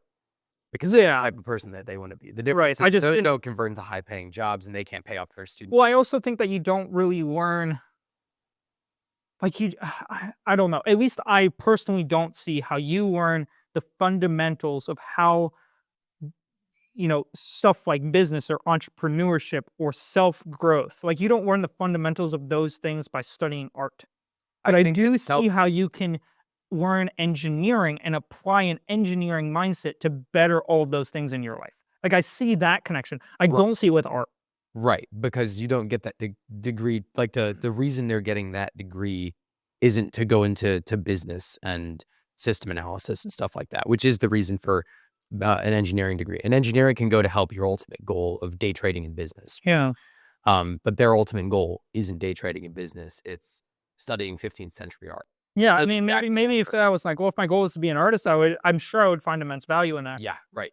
The I guess difference I'm is- just fortunate in the fact that I picked something that implements and has tools in it relevant to the things I have interest in. Exactly. Right. It's exactly that. Yeah. And again, conveniently so, like how your passion is business and conveniently that yields money, right? Your passion is engineering, conveniently that yields a degree that can get you a high paying job, right? Right. Some people are cursed with having zero interest in either of those things, and the things that they're interested in don't earn them any money. And then the unfortunate circumstance there is they have a lot of student loans that they can't pay off because what they're interested in isn't a paid Yeah. degree. Well, it's interesting. A lot of people, Robert Kiyosaki talks about this. A lot of people are one skill away from immense wealth. Yeah. Yeah. And he talked one thing that really stuck with me from his book is Robert Kiyosaki does not have best written books. Yeah. He does not have best reading books. He has best selling books. Yeah. And what people don't understand, writers in particular don't understand, is that it's not that you have to be the best writer. It's not that you have to have the best audio version of your book. It's a best-selling book. New York Times bestseller. With the keyword is selling. And a lot of writers don't understand how to sell their book. And that's one of the things that Robert Kiyosaki talks about is a real hindrance to a lot of great writers and artists, is they cannot figure out how to sell their work. If they were to acquire that one skill, they would likely have good wealth. Right. But And they that's- aren't willing to go through the process of acquiring that skill in order to get past that hump. Right. That's assuming that their goal is to have a best-selling book and to get immense wealth. Sure. Some writers' goal is to just make good writing. Sure. Right. Yeah. Sure. And those people, if you aren't willing to learn how to sell, then you can't complain about the amount of money you have because you're not learning the skill that required to have that money. So if you get a degree in 15th century art and then complain that no one's paying you to study 15th century art, well, yeah, no shit. It's because it's an uncommon, not really well-paid job. So you have to be understanding of those circumstances. I think that's where the big discrepancy comes in, is because those people then complain about the fact that no one wants to pay them for it, right? And it's because there's no demand. Interestingly, I had a waitress last night who was she got her undergrad in psychology and then her graduate degree in behavioral analysis. And now she's going into, I forget what it's called. I think it's called O&M or something like that. It's like operations and management. And essentially what she does is she goes to businesses and she does consumer reports and consumer analyses. And so she has run her own studies as a waitress because she's been a waitress for 8 years. So in one of them, she dyed her hair month after month after month, 15 months, 15 different hair colors to try to see how her tips changed based on the type of hair she had. And across the board, regardless of color, freshly dyed hair got more tips than the faded hair towards the end of the month. And hot pink was the highest tipped hair color. Interesting. She also did another one with men, clean shaven, stubble, and beards in the food service industry. The best one by a margin of 42% rated by customers is stubble. because clean shaven isn't really seen as clean. Beards are seen as kind of dirty, but stubble shows that they're well kept because you have to go through the effort of keeping it at that length. So it shows that you're cleanly because you pay attention to your hygiene regularly. Um, and so that's a really awesome application of an interesting her passion, psychology, which doesn't have as many paying jobs, but she's able to apply it in a way that is interesting to her and also makes money. Hmm. Um, but I digress. Um, Tell me about the earliest failure you can remember. Oh man. Not like stubbing your toe, but like, what was your first major fuck up?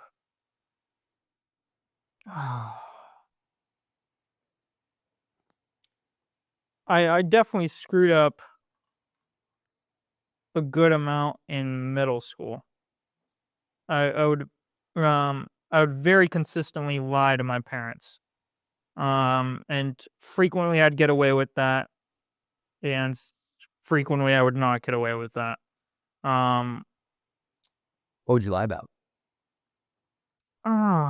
Being home on time after school, or um needing to stay after hours to finish up this thing with the teacher, but in reality I was going out to play with friends. um it was interesting because my mom would frequently get me stuff that she wouldn't want my dad to know about. Mm-hmm. So from a very young age I kind of had this thing instilled from me of like I was a good liar, Mm-hmm. and I think that largely worked to my disadvantage. Really? I long term, yes, because I at this point I have to actively stop myself from lying because it is so natural for me at this point to just lie and make something up. Mm-hmm. Like I actively have to work to tell the truth and tell what is going on in my life, Interesting. and that's a burden for me to go through. I think it would have been a lot easier if I grew up just telling the truth, because I think that would have been a lot more natural for me at this point. Right. Did it work to my advantage when I was younger? Probably, because more times than not, I got away with the lie and it alleviated the stress or pain I probably would have seen otherwise from having to tell the truth. Right. So it's a toss up. I'm glad I'm mature enough now to where I can actively work towards not lying. And I would say there's probably almost nothing that I would lie about at this point. Okay. Um, like maybe some things that would be like a white lie, like I just wouldn't want to talk about. Sure. But if I'm going to talk about it, I'm not going to lie about it at Right. this point.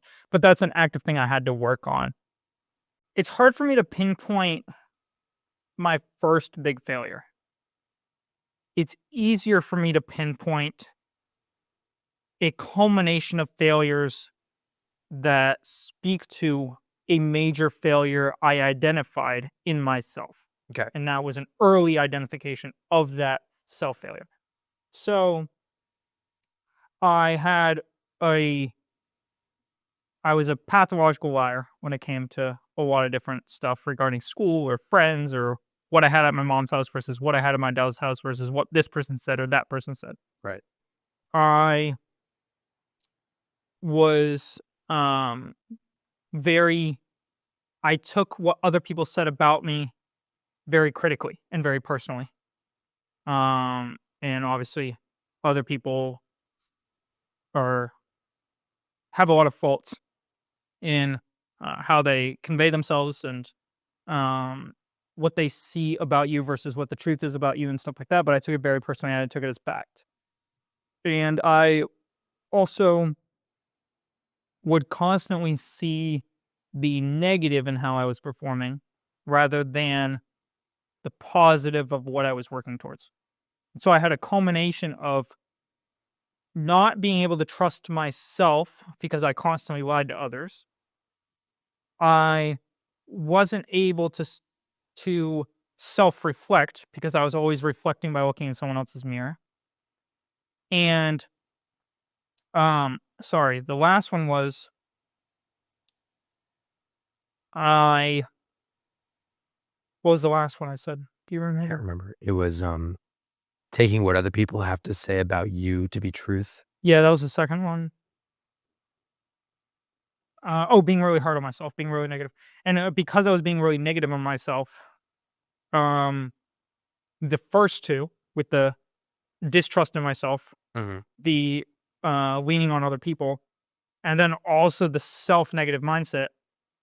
I think my first big failure was the lack of belief in myself to be able to do what I put my mind to. I think that was my first big failure. Got it. And I think that was the first one I tried to actively tackle. And I think racing was a huge blessing in that because um it's it's actually interesting. So I went to church this morning and the pastor talked about how, whether you believe in God or not, I think this makes a good analogy for the given circumstance. Is God already know when he gives us challenges, he already knows the outcome. But he needs to give us those challenges in order for us to see what we are capable of doing, right? And so I think that lends itself as a really good analogy to my first big failure, which is a complete lack of belief in what I can do and what I'm capable of. Mm-hmm. And that I tried to tackle on very early. So probably when I was maybe 8, I started to tackle that. Um and I would say racing is a real blessing because given the hardships of racing, I had an opportunity to do something I love, and through that, prove to myself that I could do stuff that I put my mind to, Mm-hmm. right? So at 12 or 13-ish, I got my first track record, and then at like 15, I got my next one, and then 16, 17, and 18, I got more through those years. Um, and raced with a lot of different people. I raced with nationally renowned people. I raced with Musgrave, national number 2 at the time. He was national number 1 the year after I raced with him. I raced with Jake French, who was national number 1 at the time, and then he was national number 2 the next year. I raced with Waldos Racing, which does Formula 2. Mm-hmm. Now, I raced with the Stephanie Vondron. I know her last name was Vondron for sure. I'm pretty sure Stephanie or Francesca. I'm sorry. I raced with her. She raced in Dubai at nationals. Mm-hmm. They're also very good. Raced with a lot of different good, fast people.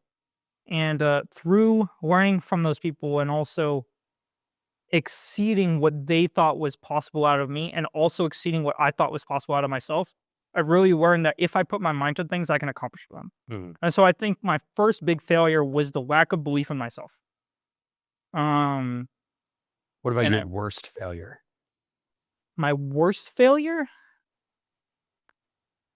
I think it's funny because I think the worst failures turn out to be the best learning experiences. I think my worst failure. I think it's also worst is very subjective. Like it could be Most impactful. most impactful. Yeah, I think I could go about this 2 ways. I could go Do both. most impactful to myself, I think, was learning from the failure of a lack of belief in myself. Okay. I think that was a most impactful failure. First and worst. I think the most impactful on top of that, maybe in a different way, was my car accident stretch stuff. That was a little bit more recent, still in the past, Gotcha. but more recent. I know we'll get into that potentially later. I'll stick to the lack of belief in myself. I think that was probably I think the worst thing I could have done for myself is not have recognized that. Mm-hmm. And I think I'm glad I didn't go longer not recognizing it, and I'm very thankful that I had racing as an opportunity to recognize that failure. Right. Because if I had lived my entire life that way, I think I would have made excuses for myself every step of the way. And something that really set me apart from a lot of my peers, and this is interesting too, because I grew up in an environment that always put the blame on someone else. Like I grew up in an environment where a lot of the kids were like, "Oh, I didn't do well in this class because I had a bad teacher," Right. or "I didn't do well in this sport because the players didn't pass to me." stuff like that. And like that thankfully never sat well with me. It never made sense to me why your lack of ability to achieve something lies on someone else. Because I didn't have the words for it. Alex Hermosi thankfully allowed me to put the words into it and say that when you blame your problem on someone else, you take away your ability to solve it, right? Before that, I didn't have those words to be able to convey it. I just knew it was wrong because I had seen other people persevere through hardship when other people did not give them the grace of making it easy. Right. And so I knew that it was wrong analytically, from an analytical standpoint. So I think that probably would, if I had gone down that path, that would have been the biggest failure I'd had. I'm glad that I didn't have that layered on top of a lack of self-esteem and self-belief, because if I had had a complete lack of belief in myself on top of the enticing opportunity to blame my problems on other people, I think I would have had a much lower probability of becoming a better person. Right. So that's what I would say. That was probably, but it's interesting you asked worst, because I don't think I've had any failure that I haven't been able to long term turn into something that's better. Right. Right. I mean, every failure is just an opportunity to learn. Right. But And I think that despite the fact that I may have not seen it that way in the moment, looking back, it's hard for me to not see it that way, because I see how every single time I have failed, I have been able to gain something from that. right. It's more so in the moment what has like hurt the worst or been the most impactful or is the biggest opportunity. I think Biggest the things have been the lack of belief in myself, as well as the pathological tendency to lie above the truth. I think those have been the most impactful, hurtful things that I have had to work through. So would you say it's accurate to mark those as your greatest weakness growing up? Yeah. Yeah, I would say so, for sure. I think that because of those things because of those things in my life, I probably hindered a lot of my other abilities. I What would about your greatest strength? I think rational thought has always been a strength of mine. I think even in times of hardship and even in times of emotional thinking and emotional reaction, I have had a lot of issue with emotional reactions. I've always been able to come back to it and see the logic in the situation, regardless of if I felt very emotional in the moment. Right. And I've reacted very emotionally at very many places in my life. I think a lot of people don't even have the ability to ever look at it analytically. And that, I think, has been my greatest strength. I don't think I would have been able to self-reflect. I don't think I would have been able to see the faults in myself. I don't think I would have been able to see the potential for growth. I don't think I would have been able to see the opportunity to get better if I had never been able to look at myself analytically and go, why am I doing what I'm doing and why am I reacting the way I'm reacting? And that I'm very thankful for. That I'm very thankful You'd for. end up like my mom. Maybe, yeah. That's her greatest weakness, I think, is your greatest strength. Yeah. What was your biggest fear growing up? That's the first thing that comes to mind is darkness. I still hate darkness. Well, So, we're gonna get to what you're currently afraid of. yeah, Okay. true. But I don't know if that's my greatest fear today. It might be, actually. We'll I've get to always that hate later. spiders, darkness, and heights. All right, I've always hated those two. pick one for your biggest fear growing up. You most afraid of. Well, darkness, I was able to push myself through. Spiders, I still can't. No. Growing up, I not now, but like I know. throughout life till now.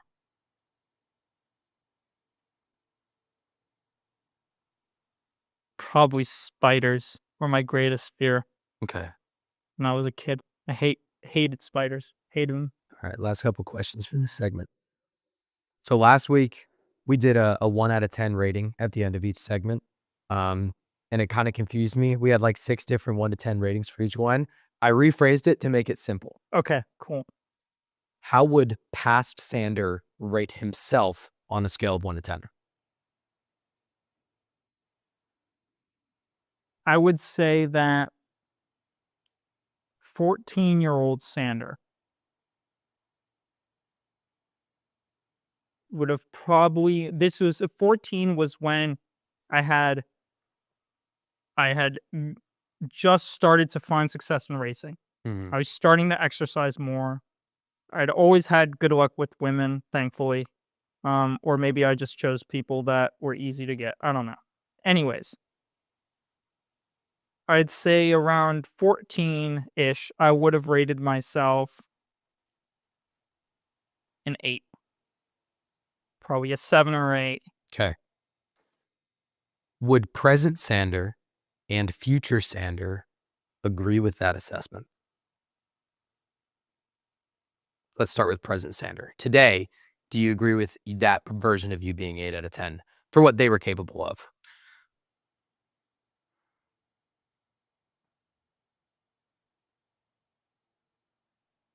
I think I would rate myself back then as a solid 7.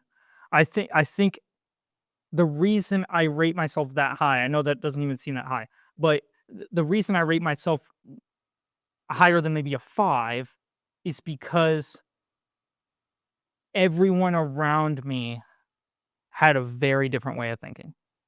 And I was still able to think for myself. And for that, I have to give some credit for. I have to deduct some points because I think I could have pushed harder. I think I could have been slightly more analytical. I think I could have done a little bit better in several different categories. And that's why I give a 7. And do you think future Sander will agree with past Sander's 8 out of 10 or agree with current Sander's 7 out of 10? I think future Sander, This is decades. This is old man Sander. I think old man Sander will be sympathetic. I think he'll go with an 8. Okay. All right. Segment 1 done. We're only 2 hours in. Segment 2. Where are you today? So walk me through, where are you living today? What is life like today? We've already talked about today specifically, so maybe in general this past month or so. So I live in a duplex. I have a 2003 BMW 530i. I have a 1997 Mazda Miata, and I have a 1974 Porsche 914 2-liter. I have 2 cats. I still have 2 squirrels, although I probably should have let them go. Um, I am in the process of quitting or mitigating nicotine and quitting kratom. Um, I am starting to eat better. I'm starting to care more about my health. I am pursuing a better life for myself. I am trying to get out of the 9 to 5. I am um, trying to see the opportunities for growth in myself every day and better who I am as a person. That's a good answer. When people ask me about this, I've come to realize recently, especially in dealing with my parents, my dad, what we do every week, self-reflecting on this podcast, represents a special interest that we have in personal growth, which is not something that many people share. I don't think it's common, especially for our age, but in general. Yeah. My dad has just recently started doing it, trying to understand my mother. He's reading about personality types. He's reading about how other people perceive the world and how it's different from him. And so he's starting to kind of understand what personal growth looks like. And he's in his 50s. Yeah. And it's so interesting to me that so many people go through their lives without holding up a mirror at all or thinking about where they're going personally at all. It's always been in the back of my mind. How can I be a better boyfriend? How can I be a better student? How can I be a better Yeah. driver? Um, and I'm really satisfied with how our podcast has been going in our current life. And I'm looking forward to doing it in the future. But in retrospect to past Sander, how has your life changed direction from where you saw it going while you were growing up? I definitely saw, man, I had such a naive look on the hardships of life when I was younger. Like, I thought things would be hard, but, like, now I know shit is just tough. Like, shit is just is, you know? Shit is just is. Yeah, like, shit just is, you Okay. know what I mean? Gotcha. Right? Um,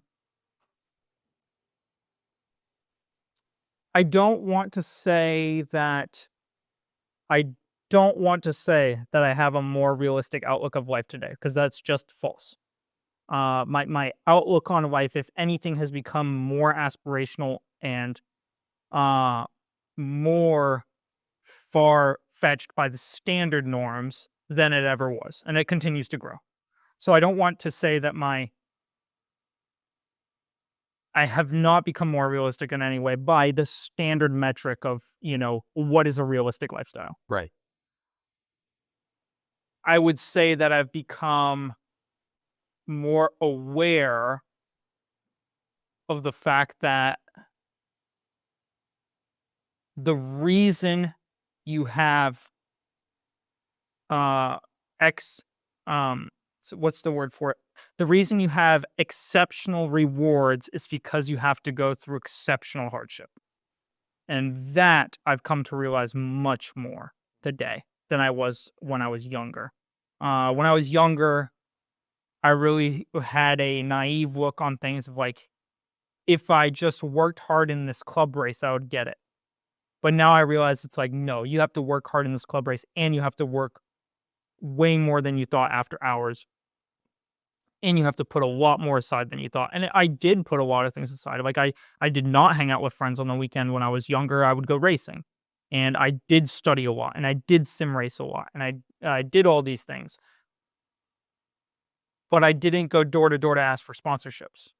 I didn't email people asking for donations to my racing career. I didn't go to the gym 5 times a week. I went 3 times a week. Right. And so now I realize it's like, okay, if I really want this stuff, it's got to be 7 days a week. It's got to be eat, sleep, breathe it. Right. It's got to be go and get it all the time and push aside everything that doesn't make you better. You know? So can you refine that to a critical point, either a decision or change or decision to stay the same in relation to the goals of your younger self? Or in other words, when were you challenged and how have you responded? So this change of direction or change of realization, was there a single point that you can recall that was like an awakening? Or has it been over time? It's definitely been over time. I wouldn't say there was a singular point that I woke up to it. Okay. It was a realization over time for sure. I can point to times where the growth was exponential because of an event. For example, with my car accident, that the car accident really, I think, showed me that I can separate myself from the standard mentality of this bad thing has happened to me and this sucks. Instead, I can go, this thing or things have happened to me, but that doesn't change the fact that I have the opportunity today to do better. Hmm. And so that point, I would say, was a catalyst to my growth. Um, but the evolvement of realizing that you have to push hard and then harder on top of that was definitely over time. And I think that came from a variety of things. It came from having to push through Formula SAE. It came from having to push through schoolwork. It came from having to actively push myself to get better and become a better person day to day, or become a better boyfriend, or to lose weight, or to be more honest, or to appreciate the opportunity I have every day. Um, all those things as a culmination over time have pushed me to the point I am today. But there have been points in time that have accelerated that growth. Right. Good answer. Have there been any habits or shortcomings that you may have had in the past that you've recently conquered or are currently working to conquer? Yeah. Like what? Kratom and nicotine. Oh, the first hour of our podcast? Yeah, that first hour. That Kratom and nicotine. What a leading question. I didn't even know that was going to come up today.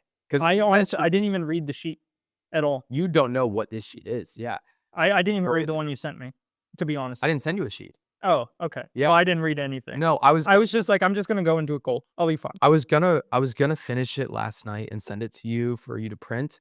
And then I was like, actually, I don't want him to read it at all because I want it to be all raw reaction because I'm changing so much. And then at midnight last night, I was like still writing and I was like, I'm gonna finish this tomorrow morning and print it myself. But I saw you yesterday or the day before at the bar and you were like, oh, I'm doing like a kratom detox.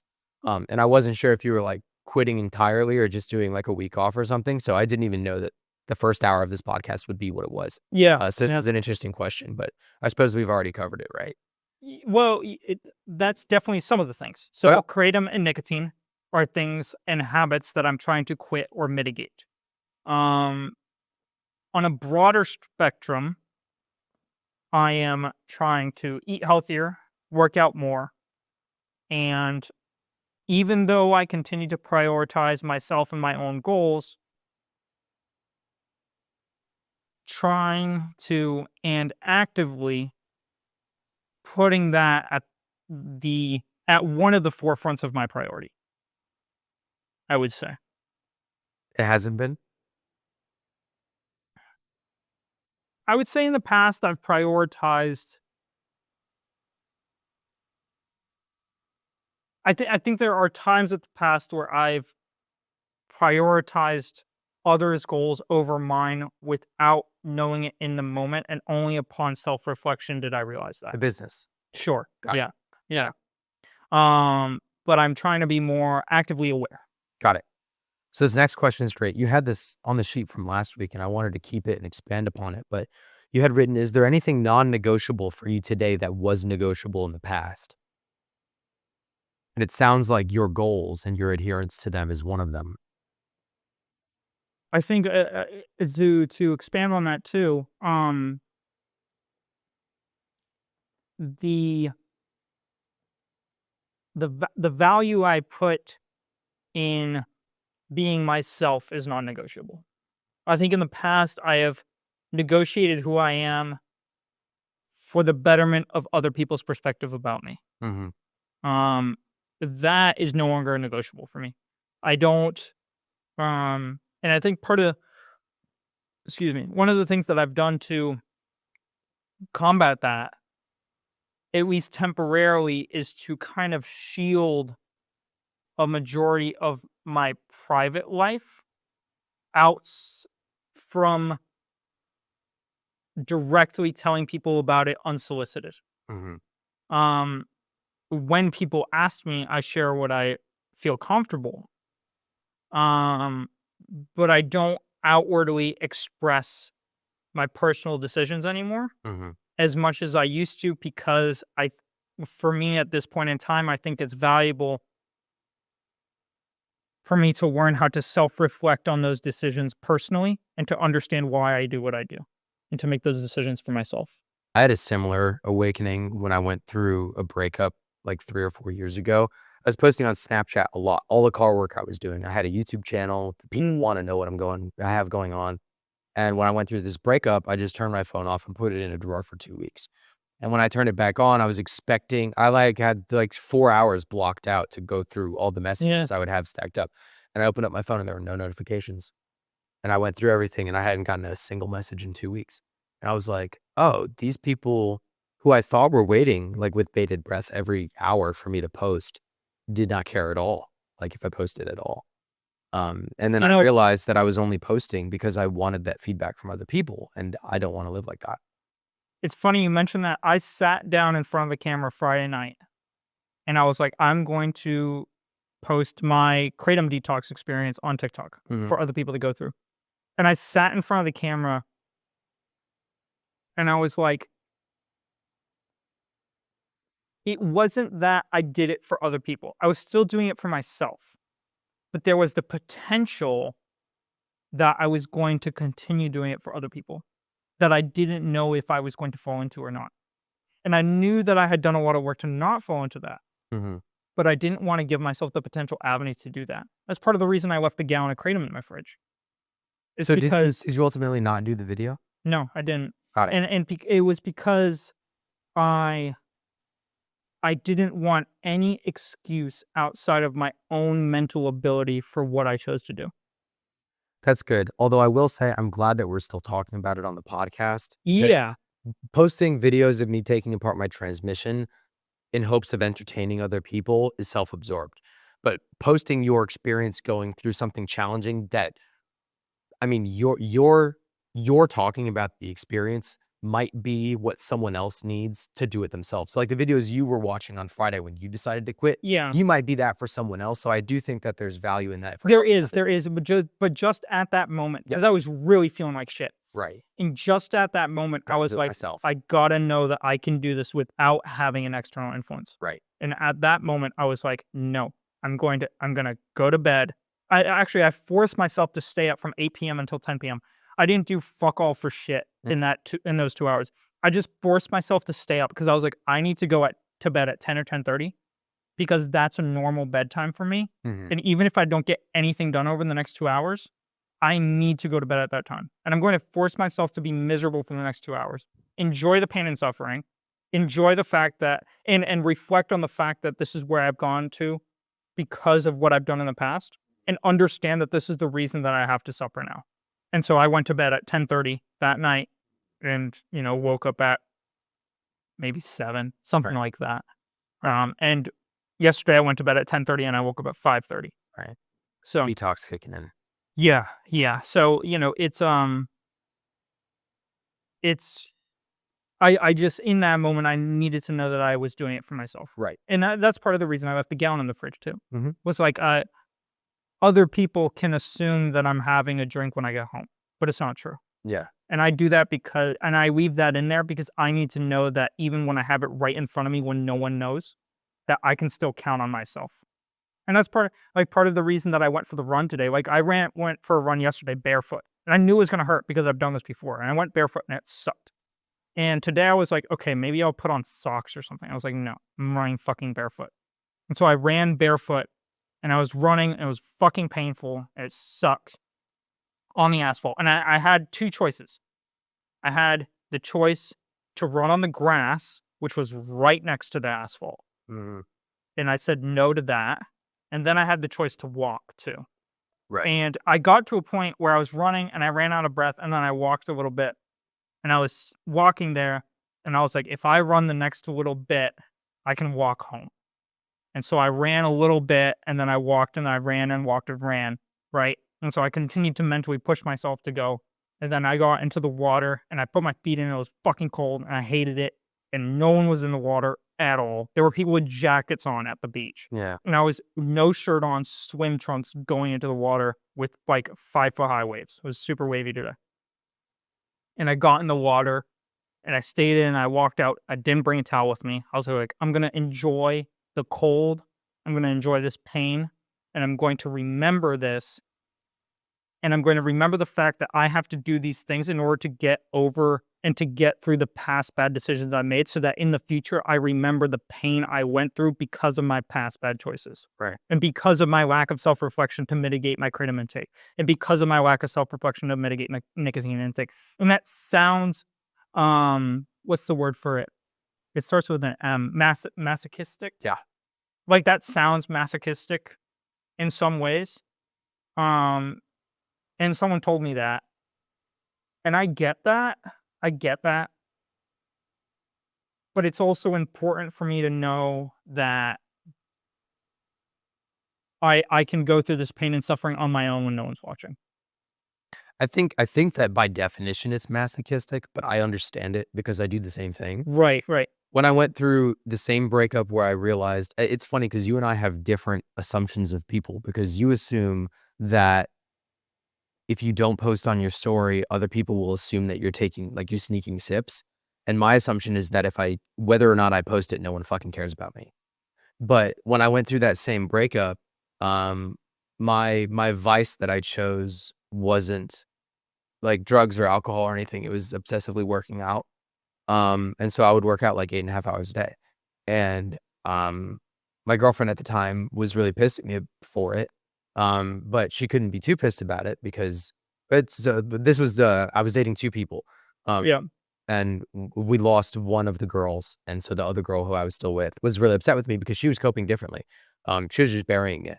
But she was upset with me, and I was like, "Would you rather me do drugs or drink or, speed or something? Like, this is the best vice that I have is to work out." Yeah. But it was because I hated myself so much that I wanted to hurt, but not like harm myself. I just wanted to hurt the best way I knew how, which was work out until you can't move anymore. Um, and it's the same thing. That's how I learned my lessons, right? So I think that other people can call it masochistic, but other people have problems that they don't know how to solve, and this is how I How many other solved. people are going to be billionaires too? Not that Yeah, not that a monetary number is the value of your life, it's just but rare. I don't have I generally don't have the same care I used to for other people's opinion about my life. Mhm. And then in addition to that, as I've grown older, I've seen how many people waste their potential. Yeah, And so for someone, I'm not saying that the person who said this is wasting their potential. I actually think they're a very motivated individual and I think they're doing a lot of great stuff. Um there have been people who have told me similar things in the past that I do see waste their potential, and I don't see that type of person as someone who has any right, let alone anyone have any right to tell me that I'm not trying to be my best self, right. right? And so I think that's regardless of whether that person is using their potential or not, it doesn't matter what they say. right, Like, it's up right, to you. exactly, and that's kind of the conclusion I've come to over the years, Yeah. right, Does it work for you or not? right, right. So that's something that's non-negotiable for you today that was negotiable in the past. But to I expand forgot that on was a question. to expand on that and reverse it, is there anything that you're flexible on today that you would have been set in stone previously? Oh, I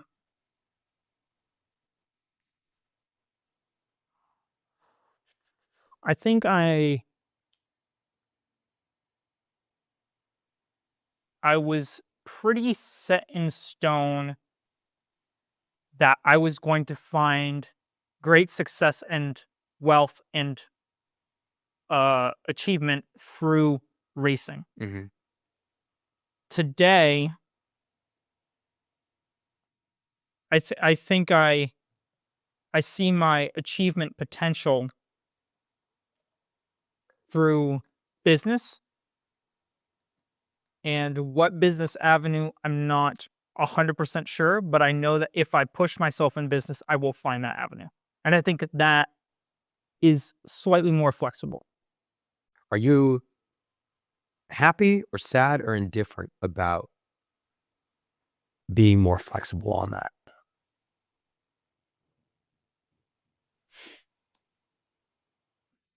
I think I don't know if I'm any of those. I'm grateful that I'm a little bit more open Mhm. because I think with a closed mindset, you disconnect yourself from the potential opportunity that you could see otherwise. Right. I think it's important to have great drive and motivation to achieve the things you want, but also understand when the path you're going down is not the most effective. Mhm.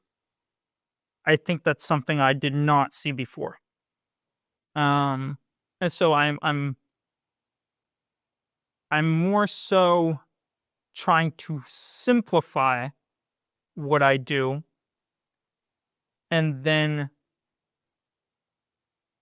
be open to understanding why if I fail and why I fail. Right. I don't think that's something that I was as good at when I was younger, I would say. Got it. So today, do you think you lean, especially faced with failure, do you lean more so on motivation or discipline to keep pushing through that? I honestly don't think I honestly don't have much motivation today, especially right now. Um, but I have very little motivation for anything. Thanks for showing up anyways. Welcome. Um, I think it's You know what I think about a lot? It's nice that you bring up this question because this is actually something that I'm glad I'm able to mention on the podcast today. It's your I think podcast. I know. Whatever you want to mention. I know, Cut me off. but I wouldn't. I don't know if I would have thought of it otherwise. Okay. Is my point. Got it. A lot of the time, I think about the story. If I had a movie camera in front of me, what kind of story would I want to tell? What kind of challenges would I want to face, and Right. how would I want to face them? Right. That helps me maintain the discipline necessary, but I don't think the discipline is the vehicle for why I continue to push. I think it's the fire to build the best self I can. And I don't think that's necessarily even motivation, because motivation, like I've been motivated before, and it feels like you're working hard on something, but the tools are light in your hand. Right. And discipline feels like you get up each day and you put the tools in your hand instinctually. For me, the fire is I'm gonna put the tools in my hands because I know I'll regret it more if I don't. That's what I feel every day. So I like the comparison of having a camera on you as if it were a movie. Yeah. Looking at the full length motion picture, Mm. what chapter of your legacy do you feel you're currently at?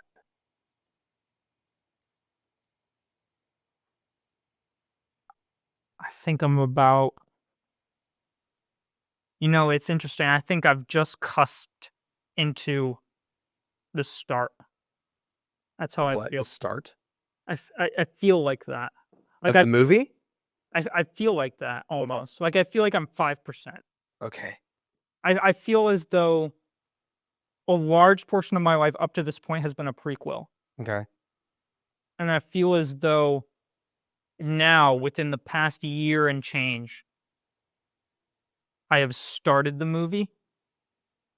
And I think there are times where it's gotten a slow start, but I think I have some foundational things that have started it for sure.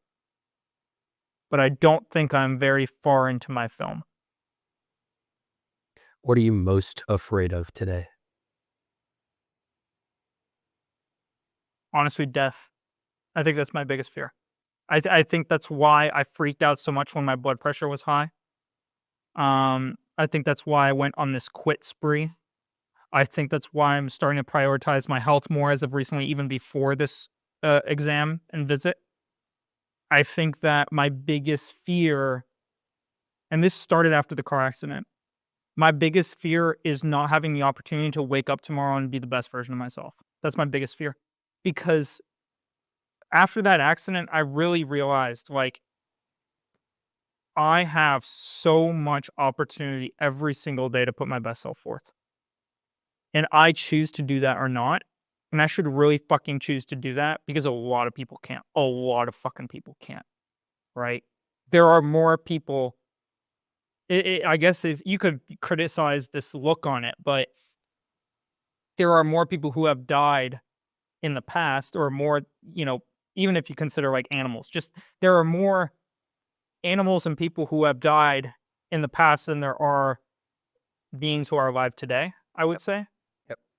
And your probability of coming out of this journey without death is 0. Mm-hmm. And so you should really, really try to put your best self forth. And a part of me is like, why didn't I do it sooner? And the other part of me is like, at least I'm not 50. Right. Right. And that's not to knock on anyone who is going through this change in their 50s or 60s or 70s. I've met plenty of people late in life who have gone through this change and made immense growth and had a really happy, awesome life, and have really turned their lives around. I'm just very thankful for the opportunity to do it as young as I am. I'm so glad you answered that, because I have several questions about this in part 3, assuming that this would be your answer to this question. Got it. Cool. So we're at the end of section 2. We're going to do the ratings. How does present Sander rate himself today on a scale of 1 to 10?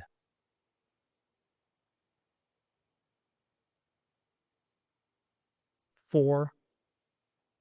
And it's interesting because I'm significantly better than I was when I was like 14, my previous rating, right? Right. But capabilities are different now. Expectations are different now Yes. than when you were 14. Yes. Right.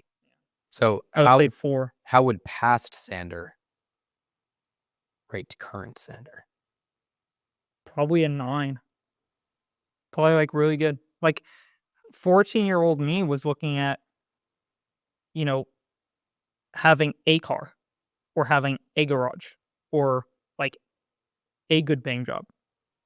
Materialistic. Yeah. Or like just like even like a independent person, right? Not living with your parents. Right. Right. Like Holding your own. I think 14-year-old me would have been like, wow. Because people in my people when I was 14, people in their 20s that are like me today, I would have said, wow. Yeah. Right. And so I think I would have been like, if a 14-year-old me looking at me today would have said like 9 out of 10 or 10 out of 10. Right. But I think me looking at me today, I say 4. What about future Sander, old man Sander, looking back on this podcast?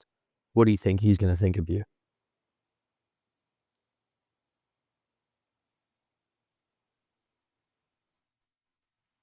Probably a 6.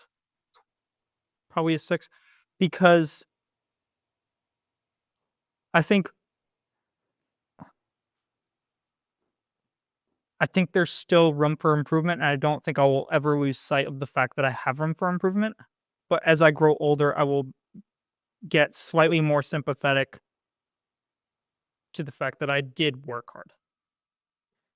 Today I see I see what I've done well, and I appreciate that.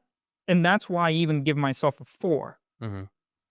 If I didn't see what I've done well and what I've achieved and how I've grown, I would have given myself a 0. Right. But I can see that aspect of it. So I see myself as a 4, which is still failing, but it's not 0. Right. Right. But I can't, it's hard for me to give myself too much higher than that because I still see a lot of aspects where I can do better. I could still work out more. I could still eat better than I am.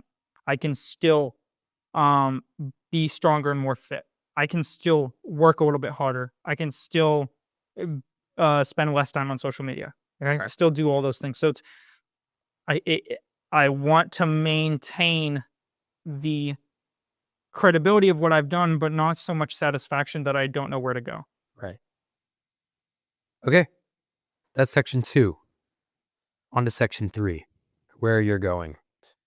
So I want to know, I've got 4 time increments, just short answers.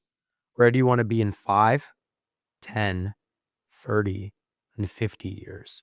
So in 5 years, 30 years old, where do you want to be? At 30 years old, I would like to be financially stable for sure. I would like to be more fit. I would like to be healthier. I would like to be a better man. I would like to um, continue to be perseverant, to be optimistic about the future, yet critical of the mistakes I'm making so that I continue to have room for improvement. I think if you come at it from a monetary perspective, I'd really like to be at 30. I'd really think it's possible, and I'd love to be a millionaire plus. 35? 35, I want to be well into the millions. I want to be at the point in my 30s where I am continuing to grow, but in addition to that, my growth is inspiring the people around me, and I have the opportunities. At that point, I want to be back into racing, forming my own team, if not formed yet, working racing GT3 classes or Formula classes. I want to have kids. And I want to be a positive influence to the people around me in my life. 55, retirement age. I think very similar to 35, more wealthy, more philanthropic. At 35, I neglected to mention that I want to have my parents retired at that point. Okay. For sure. If I can retire them earlier, I will. I think that will probably be one of the first things I do will be to retire my parents. How much money do you think that'll take? I think I could retire both my mom's and my dad's side for about $6,000 a month each. So I think that if I can comfortably make $20,000 after taxes per month, I can live the life I want to live off 8 a month and allow them to live a basic life off of 6 a month to at least get them retired. Right. At least get them there. And then from there, things can grow. I think that $20,000 a month after taxes, maybe 35 before taxes, I hope I think could very well come within the next year and a half to 2 years. I think if I continue to push at the rate I'm pushing, I think it can even come sooner than that. Even if I say a year and a half to 2 years, implying that I don't grow from the place I am today. Like if I stay stagnant in my self-growth and I just continue to do as I'm doing, I think that's a very achievable metric. If I continue to grow at the rate I'm growing, I think I could get it done within 6 months to a year. And I think it will probably fall in between 6 months and a year and a half. Okay. So 75 years old. Yeah. I didn't finish the 50. Oh, okay. Yeah, I guess not. I think I didn't finish it. More philanthropic. I think I'll give back a lot. I think I'll be giving back a lot to my community at that point. I think I'll probably start in my 30s, but I think at that point, a majority of my wealth will go to giving back, and helping other people who are in my shoes today, right? Like I am today, helping those kinds of people achieve their dreams too. But I guess I'll have 30 years to think about how I'll do it without making it easy. But that's the kind of person I would want to be. And then 75, you're asking, right? Yep. 75, I think, will be very similar to 55. Between 55 and 75, I think there won't be much change. And I think that will be intentional to keep my mind young. I don't see a point in time where I don't stop growing. Even if it's small pieces of growth. And I don't see a time where I completely take off and relax. I think there will be more relaxation as I get older. But I don't think it will be straight up relaxation. I think it will be different avenues of growth. Right now, I'm growing in an avenue of how can I get myself out of the financial rut I'm in? How can I better myself as a business person? And how can I use that as a vehicle? I think as I get older, it will become, yes, I can do that, but also how can I learn to live as one with the environment around me? Like, how can I enjoy nature? And, I think as I grow older, I will take more pauses along the trek up the mountain. And I don't see that as failure, because my ultimate goal isn't to be the top number on a list. Right. My goal is to make the most out of my life, and I think I can make the most out of my life by exponentially growing through my 20s and then continuing to grow, but also learning to appreciate everything that's around me, because I only have one life to appreciate that. Right. And so I think there will be a blend that will grow.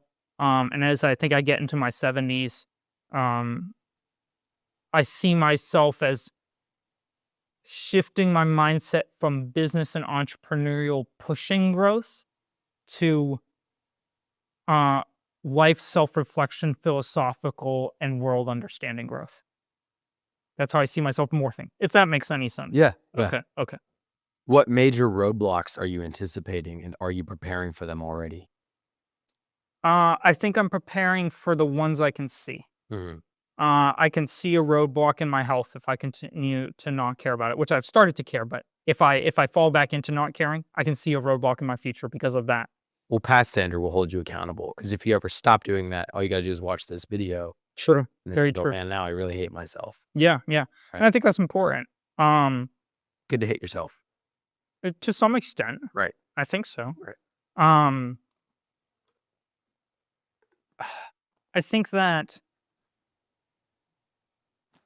I definitely anticipate hitting some walls. I almost think I'm over preparing to hit the walls so that when it goes just a tiny bit easier than I think it's gonna go, I'll get a tiny bit of relief. What kind of walls? Like I picture that I could continue to try and push with no financial success well into my 30s. That is a possibility. I don't think that's likely, Right.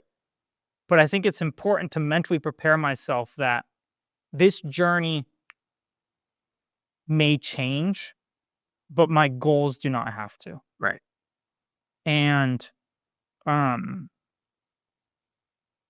I anticipate to hit roadblocks in that avenue. I anticipate being healthy to be hard. I anticipate to, caring about my health to be hard as I get busier. I anticipate, not falling back into bad habits to be harder as I get busier and more ambitious. But I think it's important that I establish a foundation today that I can continue to maintain for the future. Mhm. It's interesting that you mentioned the non-financial success into your 30s, because Hormozy says that in business, it either works or you quit before it does. And so it's important to have the mentality of, I'm just gonna do it until it works, even if it Yeah. takes longer than I think it's going to or want it to. Yeah, well, one of the things one of the things I hold to myself is how would I want to live my life if I had a movie camera in front of me? Right. And the other thing I hold to myself is there's a saying that like if you tried your hardest, that's all that counts. And that's not really what I say to myself. What I say is if I actually try my hardest, I cannot fail. Right. And so that's something I hold true to myself.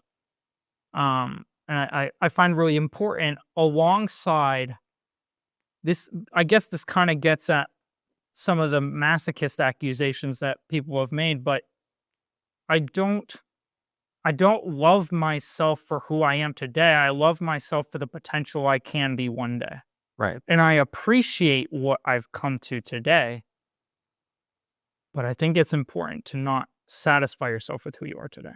Because that's real stagnation. What's the biggest difference between the person you are today and the person you ideally want to become? Healthier, stronger, um, more analytical, yet the ability to understand even more people around me.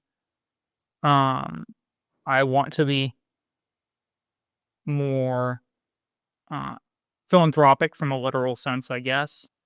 Um,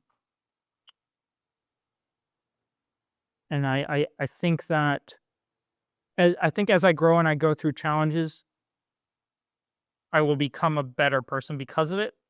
And I say that because the past challenges I've gone through have led me to a better person today than I was then. Right. So that would be my answer to that.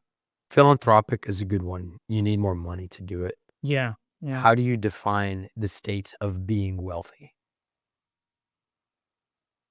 I think as I've used it in the podcast thus far, I have defined it from a monetary perspective. Mm. Yet I touched on the wealth of enjoying the life around me when I talked about getting into my 50s and 70s, because I think that that's where I will find the wealth of the life around me. And I think I've started to see some of that in my appreciation for being able to, go through the challenges I faced today, for appreciation of the opportunity to get up every day and face those challenges, for the appreciation of having the opportunity to uh, persevere and put my best self forth. Right. But I think as I get older, I will appreciate more and more the beauty of the world around me and what it has to offer outside of a monetary perspective.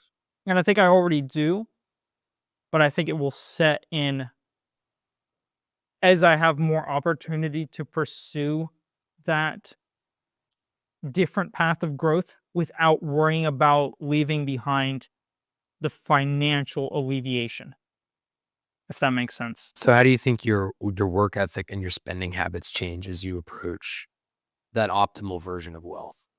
I mean, I'm sure I'll probably ball out to some extent at some point. I mean, I'm sure I will. Um, I think I'll probably ball out at some point in time. And I hope that I will quickly realize that I can do more meaningful things by allocating my money towards the people and um, giving those people I love the opportunity to do something better.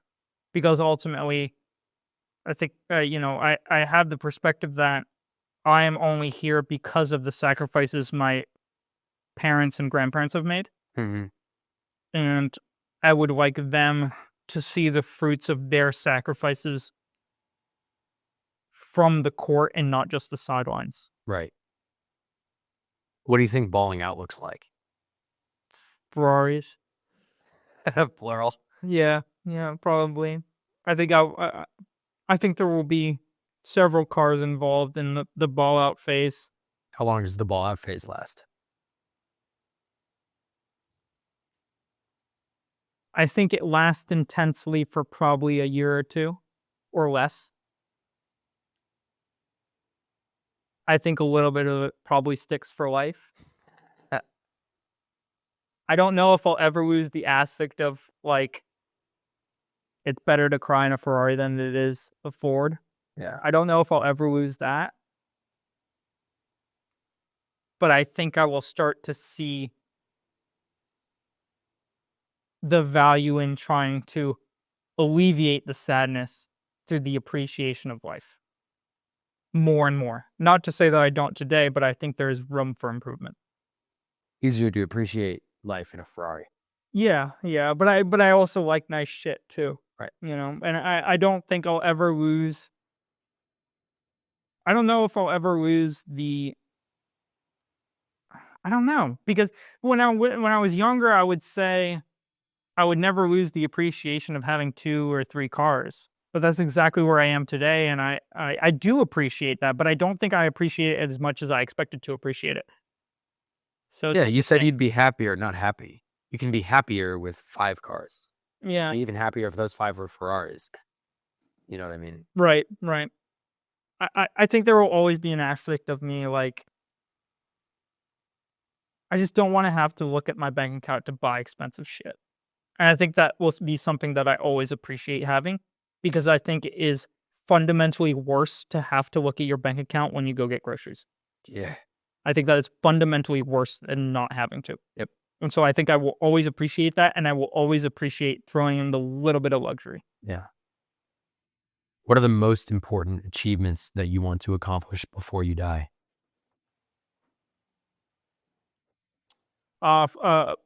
Retiring my parents, independent financial wealth, growing into the best possible version of myself over the life that I've been given the opportunity to live. Um, Driving and owning an F40 and winning championships in racing. What kind of racing? It's less competitive, but I've always loved the historic stuff. Mm-hmm. I've always loved that stuff, but I would want to win something in a GT3 LMP style of racing, at least, because I want to prove to myself that I can still be that competitive. I think it's easy to be competitive in a historic class, and it's much harder to be competitive against a 20-year-old in a GT3 car. So that I want to prove to myself. And so I see myself as successful in those avenues. I don't know if I have the same desire to be in Formula One that I used to, which is interesting. I'd much rather see myself get into a Senna-style Formula One car and compete by lap time. That I would be much happier with myself with than going into a modernized car like that. Just because I've always appreciated continuously the more mechanical side of things. That's why I love karting so much. That's why I love a lot of the GT3 stuff is, yes, the GT3 cars have a lot of assistance, but there are aspects of it that I think are more raw and more driver driven than a lot of the very, very modern cutting edge tech of Formula One. And I see that as only getting more prevalent as time goes on. And that's why I say I'd rather see myself be competitive in an older or more raw style vehicle against a competitive field. Right. So I'd want to achieve financial success, retire my parents, racing success, and be the best version of myself given the opportunity of the life I have to live. All before you die. Yes. Yes. Create the best movie possible. Yeah. Create the best movie possible and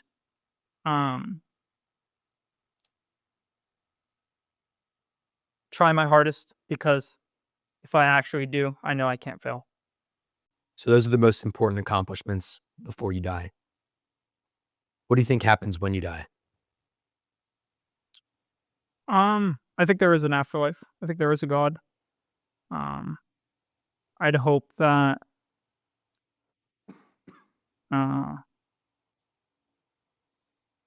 God will see me for the my best attempt for living the life that he would see as fit and great. And I think that I can achieve that by pushing myself and by having good morals and values. And I do believe that there is a heaven and a hell. And I don't have a clear picture of, I don't think it's as simple as burning in hell. I think a lot of people say like you go into this like fiery pit and you have like your worst nightmares constantly and all this stuff. I think it is personally, I feel as though we have a soul that we do not fully recognize in our living life. And I think that when that soul is taken away, we realize how much it gives us meaning. And I think that that's what hell looks like. And I hope that my soul would live on either in the form of something or someone else, or in the form of an afterlife. Are you afraid of death? Yeah, I mean, I think I'm afraid of dying now. I think today, yes. Why? Because I think I have a lot of unlocked and untapped potential that I haven't been able to meet yet. And so I try to put my best self forth, but I think ultimately you can't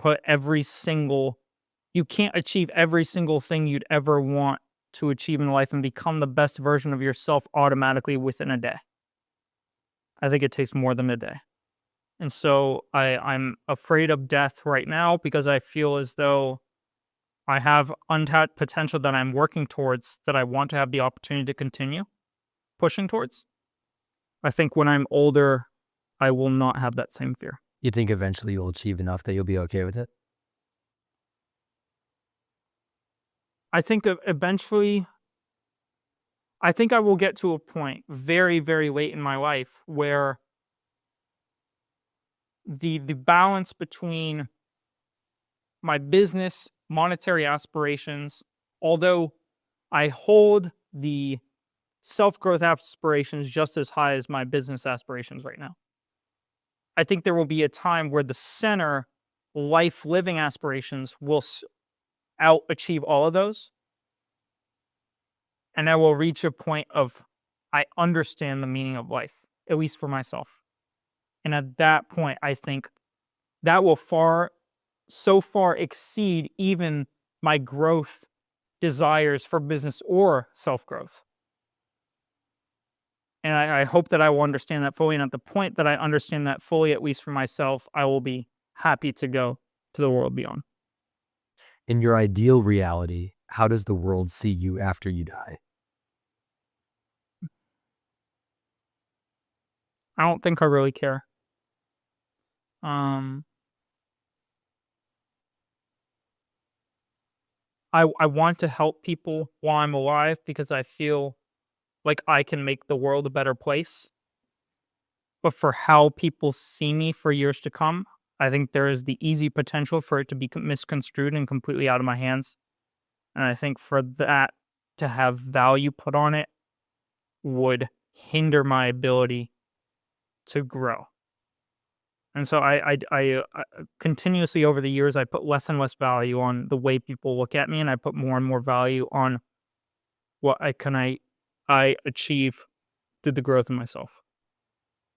When you die, who do you think would stand at your grave the longest, and is that important Mm. to you? I asked you this Yeah, question in like episode 6 or something. yeah, you did. Um, it's an interesting question because I think the person who stands at the longest is the one who has the hardest time getting through it. Um, I would hope that anyone who stands at my grave would understand that them standing there will not bring me back, and the things that I would want them to do most would be to use that time to build themselves into someone better. And so I'm not sure who would stand the longest, but as a message, I would say, don't stand there for me because I wouldn't want you to spend your time being sad. I would want you to spend your time using the opportunity that you have to get better that I no longer have the opportunity to. That's what I would want. All right. How does future Sander rate himself on a scale of 1 to 10? He made it through the death stuff. Congratulations. I think yeah.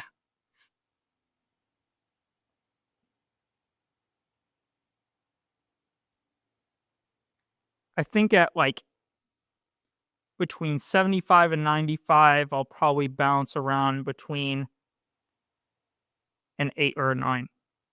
Because even if I don't find all the glamour and glory and success that I see myself having today, I will see myself as putting my absolute best forward. And if I don't have it at that point, I see myself as continuing to put my best self forward to achieve it. And so I think it will be higher Why take points off? because there's always room for growth. There's always room for potential improvement.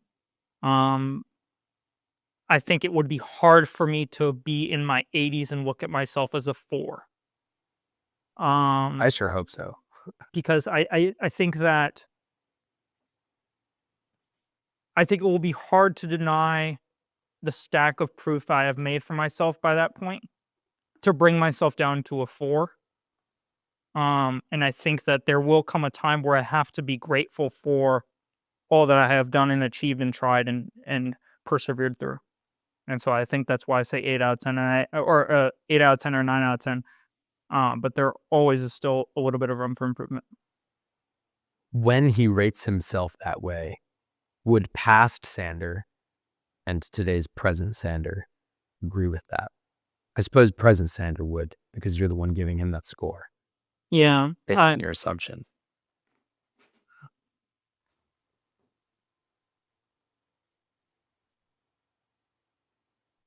Present Sander might have a little bit more kick than old Sander. Present Sander might say an 8. And future Sander rating himself as future Sander may say 9. And past Sander? Past Sander would say 10. Past Sander was naive and small. Here we go.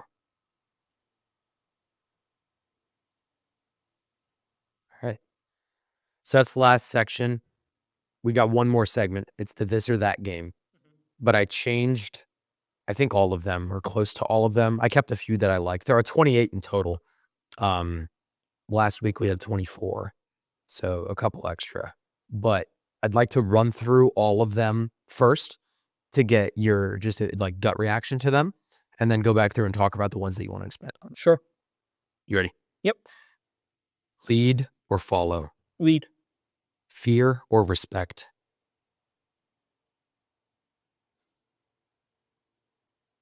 Respect. Sorry, that took a while. Take your time. Contemplate or react? Contemplate. Succeed or fail? That was kind of funny. I reacted to that by saying contemplate. Anyways, you said succeed or fail, right? Yep. Succeed. Well, succeed. I'll stick with succeed. Bold or wise? Wise. Alone or surrounded? Surrounded, but I have something interesting to elaborate on that. Survive or sacrifice? Sacrifice. Push or patience? Push. Give or earn? Earn. Today or tomorrow? Today. Efficiency or quantity? Efficiency. Motivation or discipline? Discipline. Refine or broaden? Refine. Intuition or data?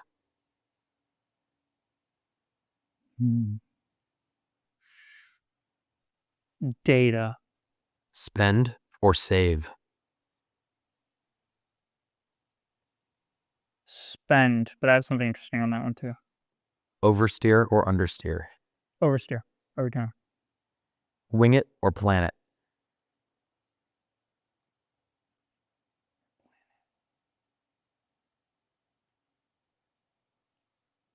Oh, this one's tough for me.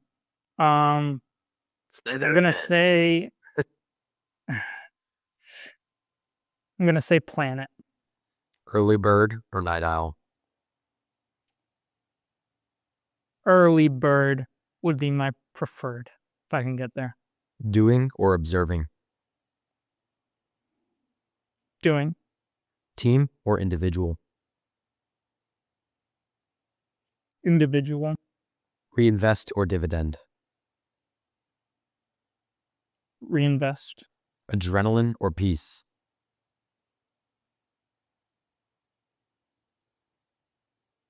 Adrenaline. Splurge or simplicity? Simplicity. Public or private? Private. Outside or inside? Outside. Burn or quit? Burn. Casual or formal? Formal. So you probably recognize some of those. Mm-hmm. Some of them are probably different. Let's run back through the list, and then the ones that you have stuff to say about, we can talk about. Sure. So the first one was lead or follow. You chose lead. I think it's much more important to lead yourself and to learn how to self-reflect in order to and persevere from oneself in order to achieve the goals that you want to. I think if you're following someone else, you are bound to be misled. Yep. Fear or respect? You chose respect. Yeah, I think that respect. I think that fear can be the initial stage of respect. I think if you fear something, you can learn to respect it. But I think that respect is an iteration of a initial fear that you may have. Mm-hmm. But once you learn to respect it, I think that comes with some understanding. And I think that understanding is valuable and important. And so I would say respect. Contemplate or react? You reacted by answering contemplate. I did.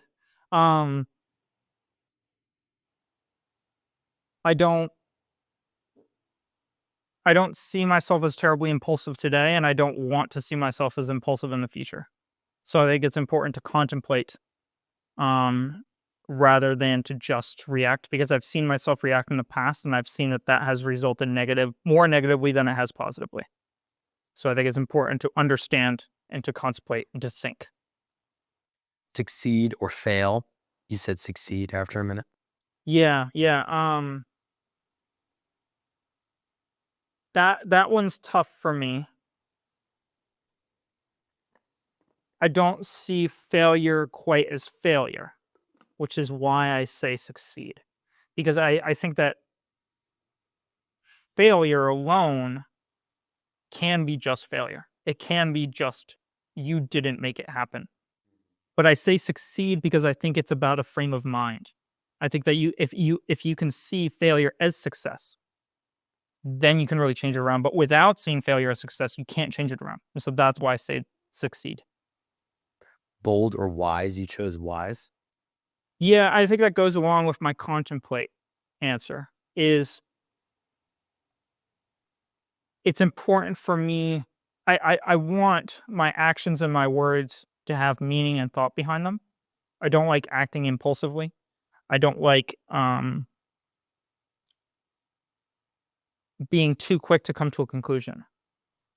And so I would rather be wise and take my time and really hold meaning in that.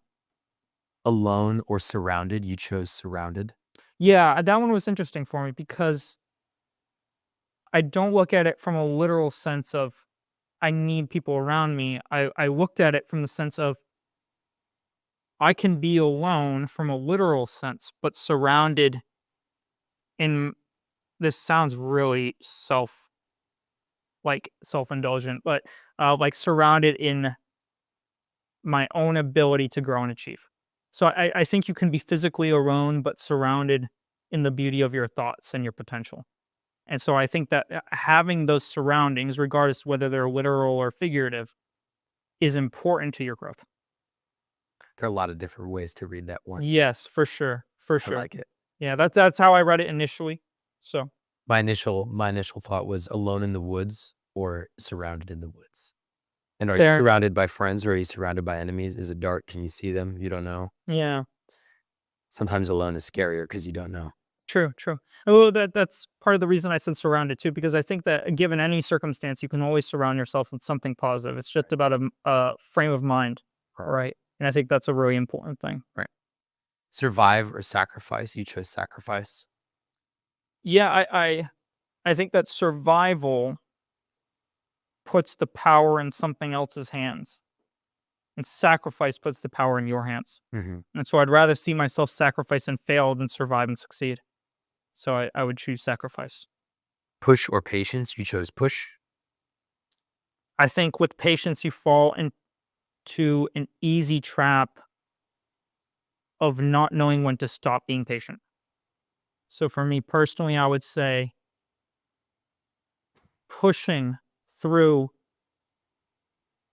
and recognizing that it may not go as planned is important, but being patient can easily fall into waiting for it to fall into your lap. And that's not something that I want to see myself do. Give or earn? You said earn. I think it's way more important to earn what you have. And in the same way, I would see it as more important for me to give the opportunity of others to earn what they get rather than give them what they have. Outside, well, not even outside of my family, because I feel as though my Baba is one of the hardest working people I know. I think that she is maybe one skill away in her lifetime from having something really, really great, right? And she has a lot of greatness about her, and she is a very great person. But I want to give her the reward of seeing that her greatness was reflected in me for me to choose a path that could give her back something that she deserved. And so, but that comes from earning it. So that's why I said earn. Today or tomorrow? You chose today. I think similar to patience, if you choose to say tomorrow, you fall into a trap of always saying tomorrow. So I'd rather say today. That's part of the reason why I just chose Friday. I just woke up and I said, no, today's the day. Right. And so I think, and also being thankful for today, I think that if you expect tomorrow to come, that's a very dangerous path to fall down. I think you always have to be thankful for today. There's an opposite way to read it, which is like working out. I'll quit tomorrow. So I'll do it today and I'll quit tomorrow. Oh, Say it every day. interesting. So it's an opposite way of reading it. Oh, yeah, yeah. That is true. I would have probably answered it the other way around if I had thought of it that way initially. Right. Well, Yeah. the answer to either of is the opposite. So it's the frame of Yeah. mind. Yeah. What I like about these is it's the frame of mind that speaks more than the answer itself. Right, right. Yeah, that's what's fun about them. Efficiency or quantity? You said efficiency. I've always been a perfectionist. Yeah. I've always loved building something efficient, making it better and getting it right and pushing and pushing and pushing. And I think on the track that's where I really thrive too. Is like I seek for the most efficient line and path around the track in the fastest manner possible. It's not the amount of laps I do, it's the quality and the efficiency at which I do them. And so I think I've always been more lean towards efficiency than quantity. Motivation or discipline? You said discipline. Yeah, I think that earlier I answered that I think it's the fire that really keeps you going. But if I were to choose between motivation and discipline, motivation can definitely come and go a lot easier than discipline can. Yeah. And so I would choose discipline over those two. Refine or broaden? You said refine. Same thing with the perfectionist mindset. I think that I've always had a knack for honing in on something and really digging at it. Um, so I'd rather refine that thing and be proud in my work there than to broaden my reach in a half-ass manner, or leaving a potential for a half-ass manner in that broadening. Right. Consistent responses. Intuition or data? Data. This one was tough for me. Um, because I have had a lot of instances where my gut instinct has been valuable. And this one's hard for me. But I think ultimately data is undeniable. And I think that more times than intuition, data has led me down the right path. And so I choose data, although I deeply do value intuition. If you're walking into a dark cave and you have a gut feeling that there's something lurking, maybe you shouldn't walk into the dark cave, even though there's no data to suggest there's a monster down there, right? Maybe it's just a bad idea.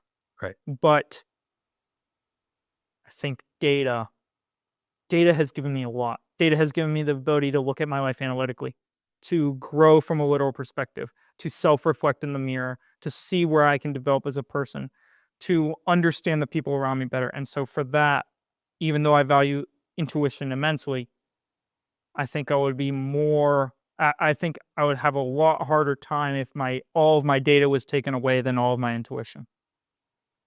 Spend or save? You chose spend. Yeah, I think that it's this one was a little bit tough for me too. With saving, I think you lean a little bit, at least from the mindset I'm thinking of and the perspective I have. With saving, you lean towards tomorrow being a given. And with spending, you lean towards pushing today because you don't know if tomorrow will come. And so I think it's important to spend and to live your fullest. So like spend what you have. Mm-hmm. Obviously there's a factor of, okay, don't you can I actually really like the way Tristan Tate has put this. He spends half of his money like he lives 50 days and he spends the other half of his money like he lives 50 years. Right. And I really like that mindset. But I think that I would rather spend myself like I live 50 days than I spend myself like I live 50 years, because by spending myself like I live 50 days, it alleviates me from the mindset that tomorrow is a guarantee. Right. And that I would rather have, even if it's maybe not the smartest thing. Oversteer or understeer? You chose oversteer. I've always hated understeer. Every single time I've hated understeer. I've every single car I've driven, I've fought to tune it as much for oversteer as I possibly can without being a drift car. Yeah. So I think there's much more control in oversteer, regardless of the traditional sense of, oh, I would rather, understeer and know to back off. I would much rather oversteer and know where to back off. They say that And oversteer is fun. They say that the team really hates oversteer and the driver really hates understeer. Yeah. Oversteer is scary to watch, for sure. Yeah, but understeer is scary to feel. Yeah. Well, with understeer too. With understeer, you look at the tree you're gonna hit, and with oversteer, at least you hit it backwards. Yeah. So there's an aspect there too. Wing it or plan it. You plan it. Yeah, it's this kind of drives back to the data intuition thing too. Is I value weighing it when necessary, but I think without planning it initially or having a plan to wing it, you can lead yourself astray by only winging it. And so I would say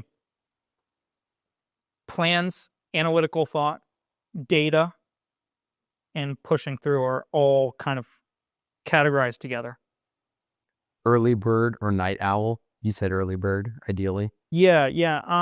It's interesting. I'm hoping that with my detox, I can kind of reset myself a little bit. And I've started to. I've actually been going to bed earlier and waking up early too. But especially since I've started this detox, it's only been a few days or a couple of days, but I've noticed that I wake up a lot earlier. And so I'm hoping I can carry that because I really do enjoy waking up with the sun and then working throughout the day. I just feel like I get more done. I feel like I'm more productive. Um, and I like being up early. If I can get up early, I like it. I always feel like I'm stressed out and in a rush when I wake up late. Mm-hmm. So, Doing or observing. You chose doing. yeah, I think with if you observe too much, you fall into a path of being so patient that you wait for it to fall in your lap.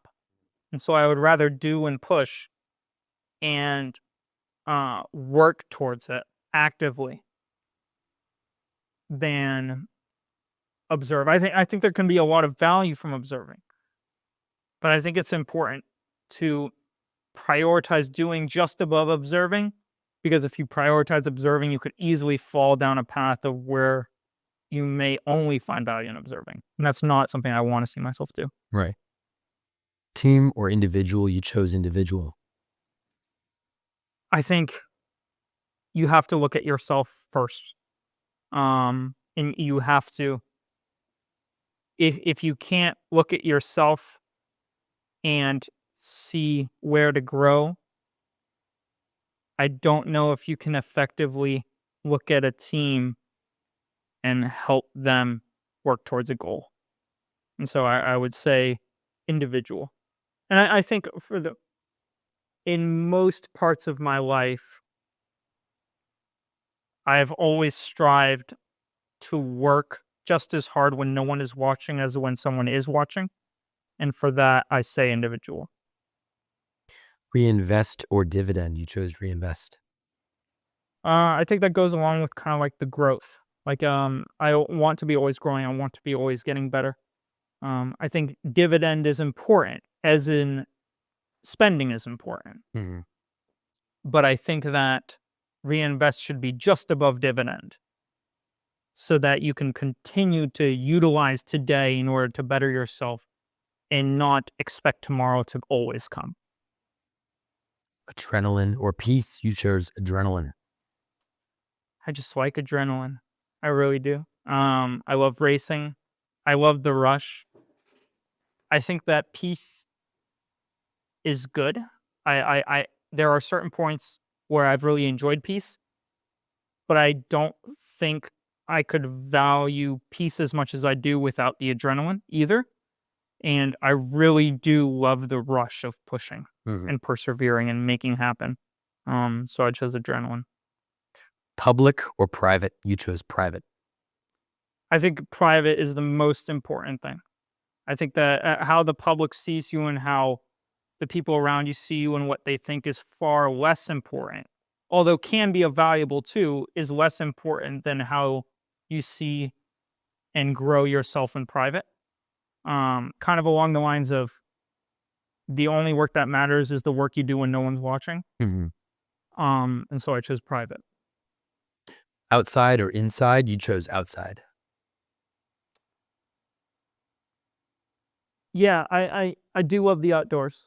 I love nature. I love going outside. I love going for a drive. I love the wind in my hair. And I love a lot of outdoor things. Um, more than I love sitting at a desk. So I would say outside. I love sitting outside when the weather's nice and working. So I love outside. Outside's nice. Burn or quit? You said burn. I'd always rather burn than quit. I'd always rather push and push until I burn, than quit and live the rest of my life thinking I could have taken one more step. Casual or formal? You said formal. I really like dressing formal. I like tucking my shirt in now. I like dressing nicely. I like being well trimmed. You like your shoes? I do like my shoes.